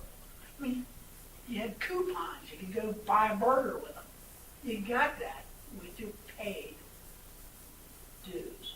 Right now, our members get less benefit to the card club in Sea College, who come up and use this facility right here more than I do, and pay nothing for it. I would love to see, what if we had 100 members show up today and play for free? What would it do to us? Would it hurt us? Dear Lord, no, not today. The point I'm making is, why can't we give our membership 6 rounds of golf with their pay? I don't think it costs us anything. Of course, it's going to cost a little bit wear and tear, but it really doesn't cost us anything. We have the card that Bob's brought on board, which is, I think it's working pretty good, isn't it? I mean, that swipe card, you load it up. It's part of your benefit. You get 2 trips to the indoor pool. Not only are we giving the members a benefit for their money, we're giving them what they're paying for. I mean, they're subsidizing last year the swimming pool to the tune of $144,501. Why not give them some swimming? They might like it and buy a membership. Yacht club. Man, I don't go to the yacht club, and the price is too high, the service is too bad. We had a new yacht club. On your swipe card, X number of dollars to spend. Hell, you just paid for it. I mean, last year you subsidized the yacht club almost $200,000. How about a cheeseburger? Might like it, might come back later. I think that fits into, I don't disagree with what he's saying. I think that's an emphasis on increased marketing. That's one way of doing in a marketing campaign to do that. I think it makes a lot of sense to give members at least access to something, give them a round of golf, that kind of thing. I don't object to that at all. Should that be in budget guidance? Well, Yes. I think there's some reference, and Marty, maybe you could supply some words to Bill for that. But Just FYI. One second. The issue for me is it falls under increased marketing. Is the intent of doing that would get people to use it? Okay, good. No, I was going to say, if you recall last year, we talked about, we were in year 2 with the new swipe cards. And it's our intent to be able to preload those. We're already working down that path for this year. With the new yacht club coming online, the pool's new online, we're already working that process. We just don't have the numbers yet, obviously.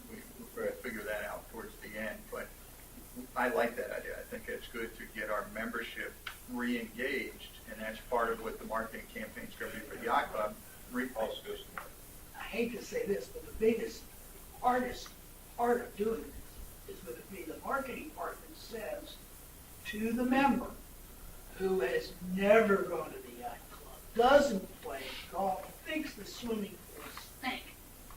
That member's got to know this isn't costing you an extra penny. You're already subsidizing this. You know that. What we're doing is giving you use of it. Now, if you don't want to use it, you give your card to your kid. You can give your card to your neighbor if you want to. I don't care. Get your benefit out of it. It's got to be they got to understand it's a benefit, and it hasn't cost them an increased dollar.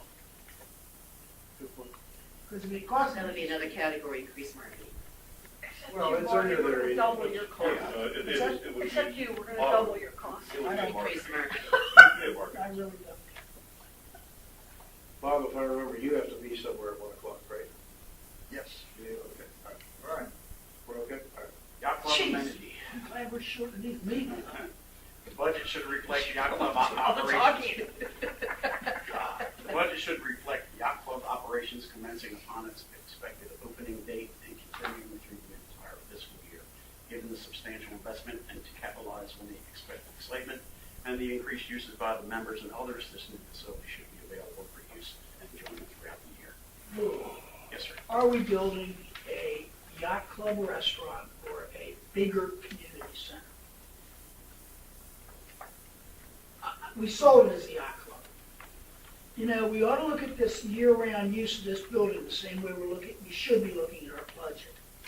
Justifying it. The yacht club, guys, there's a reason there's not a 200-seat venue open today. Marty, the word says available, not say will be open throughout the year. It says it should be available for use and enjoyment throughout the year. So if there's a bereavement thing or the Operations. garden club wants to do a dinner, they could do it. Operation commencing upon its expected opening date and continuing throughout the entire fiscal year. That's what it Correct. says. No, that means you have to have staff. That means you need to be open. No, actually it doesn't. Well, it No, it does. doesn't. The building was designed as a two-story building with insulation so that it could be utilized much more efficiently than the building we're sitting in right here.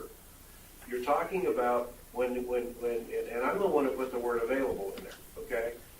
The word available means that you didn't shut the facility down completely for the entire month of January and February, and it's not available for anything. What it says is it's available. If the business plan says we ought to keep it open for bereavements, it ought to be open Friday, Saturday, and Sunday, whatever the business plan is that Bob comes up with. It does not translate to 7 days a week, 15 hours a day. All I'm saying is that when you close something, then it's not available for anything. Correct.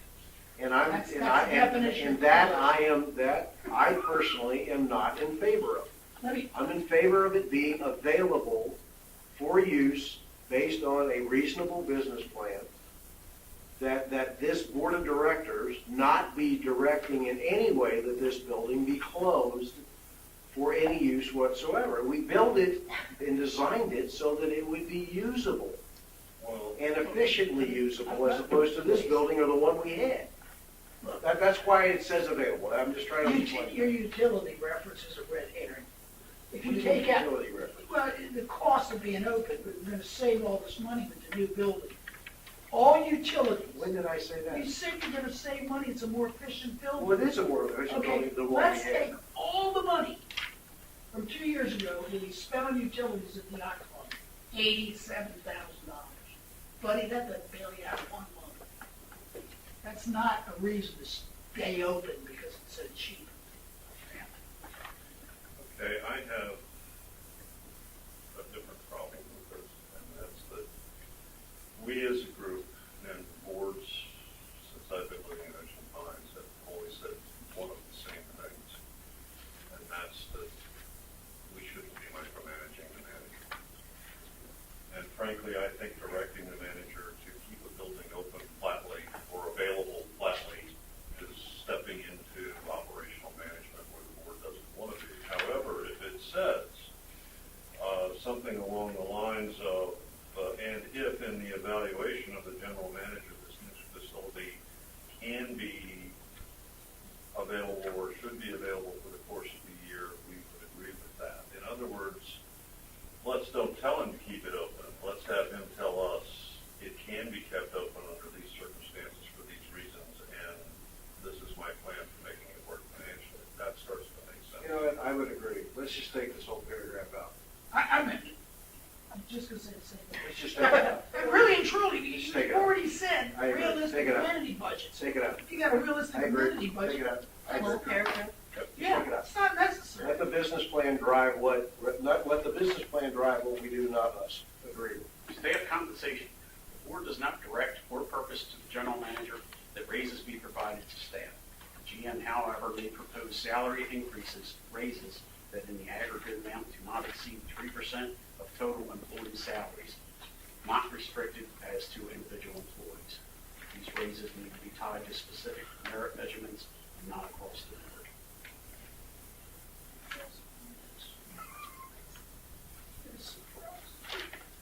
Okay, staff position. You know what? I just don't think, when you're talking about 3%, I'm not sure where our payroll is this year, but I'm pretty sure it's about $6 million. I don't know. Well, if it's $5 million, you're talking $150,000 bucks. When I came on this board in '07, Rayco and I and Les Purcell all fought like dogs to find out how does the 3% work. We were told it was in the book, but it wasn't. We were told that people had to qualify, but they didn't. If they fogged the mirror, they got the raise. That's not the way we do it now. I'm telling you what happened in '07. I understand. Oh, I agree. Okay? Now, it was going to get better. You know what? Last year, the last year I was on the Budget and Finance Committee and Art was asked, Art said the only people that didn't get a 3% raise were fired. That's not a merit program. I just don't think a 3% across the board raise every year is sustainable. That's not what it says. It's not what it It doesn't says. say that, Marty, at all. It doesn't This- say this- that. and that's not what I do, Not how by the it's way. done. This is actually, Amount do not exceed 3% of the total employee salaries. Right, but The that doesn't, next you don't sentence, give them the 3%. next sentence goes You can to, give them 7% if you don't give the other guy something else. but Marty, the next sentence goes to what you're talking about. It's tied specifically It has to to be merit. merit-based. this is actually from the Budget and Finance Committee. That's their recommendation, and has been for, Yeah. Wait a second. He It's not can't from the give budget. any more than 3%, and it has to be merit-based. You say it's from the Budget and Finance Committee? I would say it's from Pete Gomsack. You know why I would say that? Because it's verbatim with 2009, 2010, I haven't been 2011. with him, I've been with the Budget and Finance Committee for the 2 years. It's been This the is- same. this Yes, is it's been from the them. same. Because Exactly. I argued against it. I argued for a different Okay, position. I would argue against it. Go ahead. Go ahead, Terry. I disagree. It doesn't say to give the person 3%. It says you can give them whatever you want. You can give them nothing. And it's merit-based. It has to be based on merit, not just because you show up. Correct, Bob? That is correct, and that's how we've done it, and I've explained it every year. We have some people that get nothing, I've had people get more than 3, but in the aggregate, we've stayed at 3% or below. Look, what this section to me, Bill, simply says, we don't direct it, nor do we propose it, but we do put a limit on it. Right. What we're basically saying is, if you come forward in your budget with money for raises, it better not be more than 3% in the aggregate. Right. That's what this says to me. Right. You know, it may be worded similar to how it's been worded over the last few years, but the Exactly. intent of it is the same. But That it's don't worked come for to the- us with a budget that raises salaries in the aggregate more than 3%, It's period. worked for the last however many years. What difference does it make? I think you better look at your payroll costs over the last. Payroll we costs get- have increased because of taxes and health benefits. I've looked at the payroll costs. The gross payroll cost before insurance and workers' comp has gone up more than 3% a year over the last 5 years. Well, I would hope so, because otherwise everybody would quit. I don't think so. Where would they go to work? Chicken bucket? Where do you think you live? That's a different Silver con- Spring, Maryland? Baltimore? Trust me, I know where I live and I know where I work. That's a different conversation for a different day.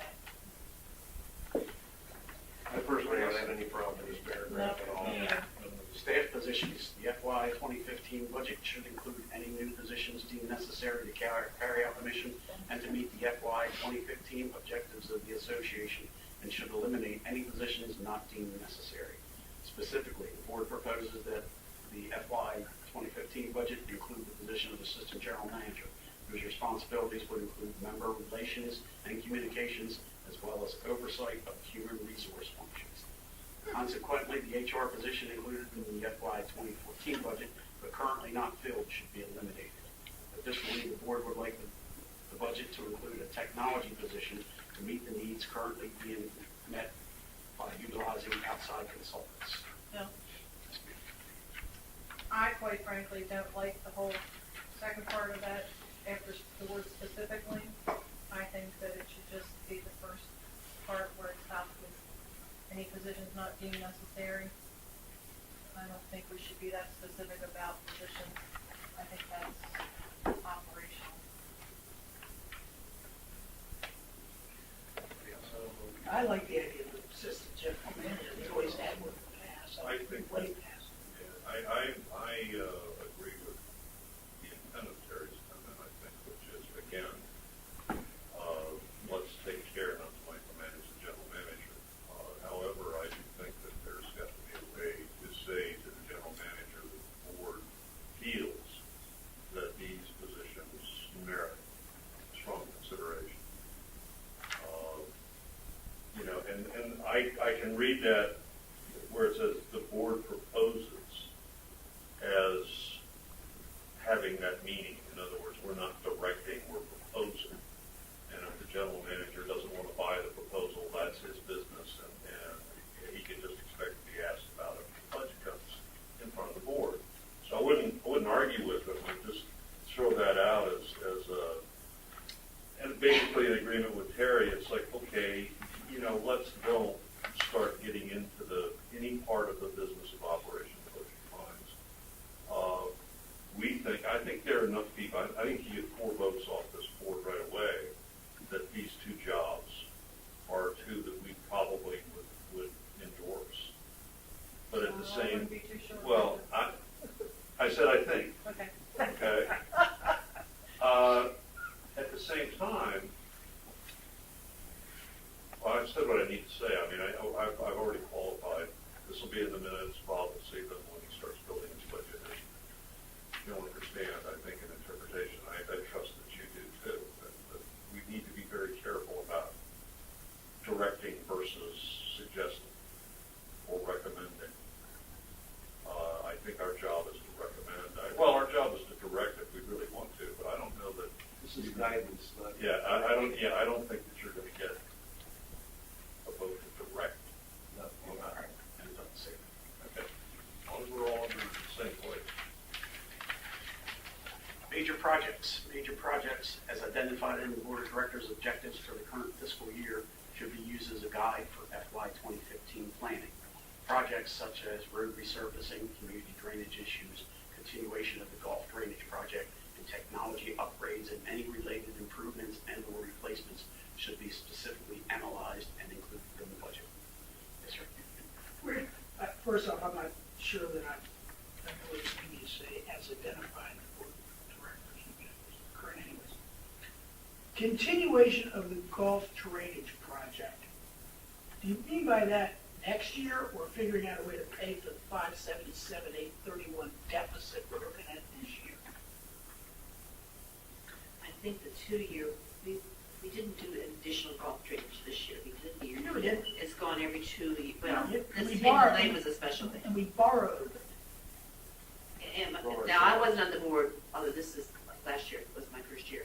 I understood the year before that there was a specific on 2 holes we did, and then we didn't do any last year. Now, confused. Am I correct? This year we did 2. We did too. We did 2 this year. No, Okay, we- we've been doing some 1 year, then the next year we've been taking off and so forth. There's like 9 holes left to go. Issue well, there's a lot of, Bill, you worked with, We're gonna have to start 7 all more to over go. again. 7 more to go, okay. no, I think the issue becomes there was a year where rather than putting it in the news, we borrowed the money from ourselves, and it wasn't until the end of that year that we as a board voted to require that there be a repayment plan built into the budget plan, which is now there. Yes, it is, but to pay off that $450. It was required that it be put in there for the budget we're sitting in right now. Because that was, there was a period of time where it was like, how are we gonna pay for this? And then we voted as a board of how this would be done, worked with Bob hand in hand to create the payback. Unless I'm totally off the wall, there is a payback mechanism I think I'm within the talking budget. about something different than you were. I think I was Then what are talking we talking about, about? I understood there were like, you said 7 holes that were not I did. finished. There's at least 9. I think that could be. I'm not sure. I mean, there Well, was- well, 1 through 6 is, Stevens did. 1 through 6 is complete. 11 and 12 are complete, Right. okay? That's 7. That's 7 done. 7 are So there's about 11 left. Well, just to know, personally, I am against doing any golf drainage this year. I think it should be good. We'll go to the community drainage. It should be if we're talking any drainage. I would just like to see it go through a whole year without having construction on this course. The course is in fabulous shape right now, but you start tearing it up again, then every year you gotta go over to the 19th hole, or skip a hole, or cart path only, or whatever. I think we need, and this is just personally being out there, I think we need to take a little break on that. I don't know whether that hurts us, planning wise with the golf management. I just, What is golf management said on that? That would be an interesting question. Do they feel it needs to be? In the beginning. 2 questions. First, is there a repayment program for the 577,831 deficit that we have in golf drainage? Well, wait a minute, you talking about the $450 loan or the, It shows up as a $577,831 I know about a deficit. $450. I don't know the numbers. Yeah. If you're This is asking the me, I controller's can try to report from research it. September. I'm not sure what, I don't have an answer for you right now. You know this is, right? Of course I do. Okay, well, it shows a minus 577,831. I don't I'm have, assuming that's the 450s in there. well, that's what, right. So how are we reducing that? 450, as I remember, I mean, it's been a while since we worked through this, there was a mechanism put in the budget to pay that back. It may have been before you were on the board. I don't Might know. be. I know Dave Stevens and I both pushed very hard for that to be done. One of the few times he and I agreed with each other, and we did rather vehemently on that one. So back to the budget guidance, Bill. With your input as far as, I'm not sure we want to tear up this course anymore, and give it a chance to make some money. I think this gets down to the micromanagement thing again. I think we've got the community drainage issues there. I think we take that part out of here. This is guidance for us. Right. This is guidance. I think we should remove that one, that paragraph. Okay. I don't think I don't think it runs anything. It's got Right. Right. Right. Full paragraph. That's where I am. I mean, to me, we're getting into, save a tree. No, you just starting in Well, we down a page. Right. Business plans. The board's review and understanding of the proposed budget would be enhanced by having business plans or business cases for major new programs or services as well as the operations of our most significant amenities, such as the yacht club, golf, and aquatics. The budget should be accompanied by such business plans or business cases. All right, so Bill, how do you want to move forward on this? People send things to you? Yes, if people send to me, I will redirect them to it, or if they can just copy everybody else and then send your comments along with that to me, and I'll try to, between myself and Michelle, we'll try to put it together and make it sound. We sort of renamed the IRS matter. What did we rename that? Deficit something. Deficit something? What's the head of the column on that one? I'm the one writing that, and I haven't decided what I'm going to call it yet, so. I'm providing. Would you also include in that, since I don't think it's been done in the past, just let me know, how we're gonna start chipping away at this 577, 831 golf drainage deficit? I mean, I don't care if we vote and move it out of reserves. Most but of you it's need to do 450 something. at this point, but okay, I'll include that. Something to that effect. I'll put some Something words shy together. of designing about 847 and adding it. That's what I always do, Rick. Is that the actual impact? Big numbers really sound like they're scary, but when you divide them by the actual number of members in our organization. Okay. CPI, Mr. Thompson. Come on, Don. I'm going to go quick. The first one, okay, that's listed in there, which is 104 Taylor Fox. We'll just write It's actually both of them. Both of them. Shoot. Two different issues, then. Two different Two issues, different same issues. All right, action. yeah, let me, here's what, there are some extenuating circumstances on this one that I really don't want to talk openly about. Okay. Okay, here's what I'm going to recommend. Allow us to enter the property and clean it up. That's the only thing. The second one, I've got to work the issue on the second one with the shower situation. From my experience, there are a lot of homes that don't have permits and outside showers. When they go to sell it, they'll find that out. Well, I'm not saying it's right or wrong. I'm not saying that I'm ignoring it. So you just want time to work on this yourself? Yes, there's some extenuating circumstances we just found out about this week with this particular property, with the ownership and everything else, and I just... Okay. Okay. So you want to just hold this back? or you Well, want no, to- I'd like to clean, I would like to clean the property. A major majority vote, whatever that is, to go on the property Super majority. and clean things. I just want to clean it up for now. We'll address So the make other your issue. motion of continuously in violation and. Continuing violation. You're good. Access Good. to the property. You just couldn't. Thank you. I second. Somebody I second learned it. Marty's I got motion. it now. Second, Martin. All those in favor? Aye. Opposed? No, you got it. I agree. Because there are some extenuating circumstances. What I wanted to say is, of course, they're Delinquent. delinquent. I would have said it for you, but We got it. Yeah, no, there were, What you said. there are some Extenuating extenuating things on circumstances, that. I figured there's a All right, appointments. Robert Carpenter to Aquatics for a first term. I'll just do these all together. James Spada to the Environmental Natural Assets, Ray Unger to the Recreation and Parks, and others with objections. John McNull to Tennis. Any objections to those appointments? They're all appointed. All those in favor? Aye. And all the paperwork's Did been we get a signed at second this on point, that? right? Yes, it has. You got a second? I can second it myself. Media questions.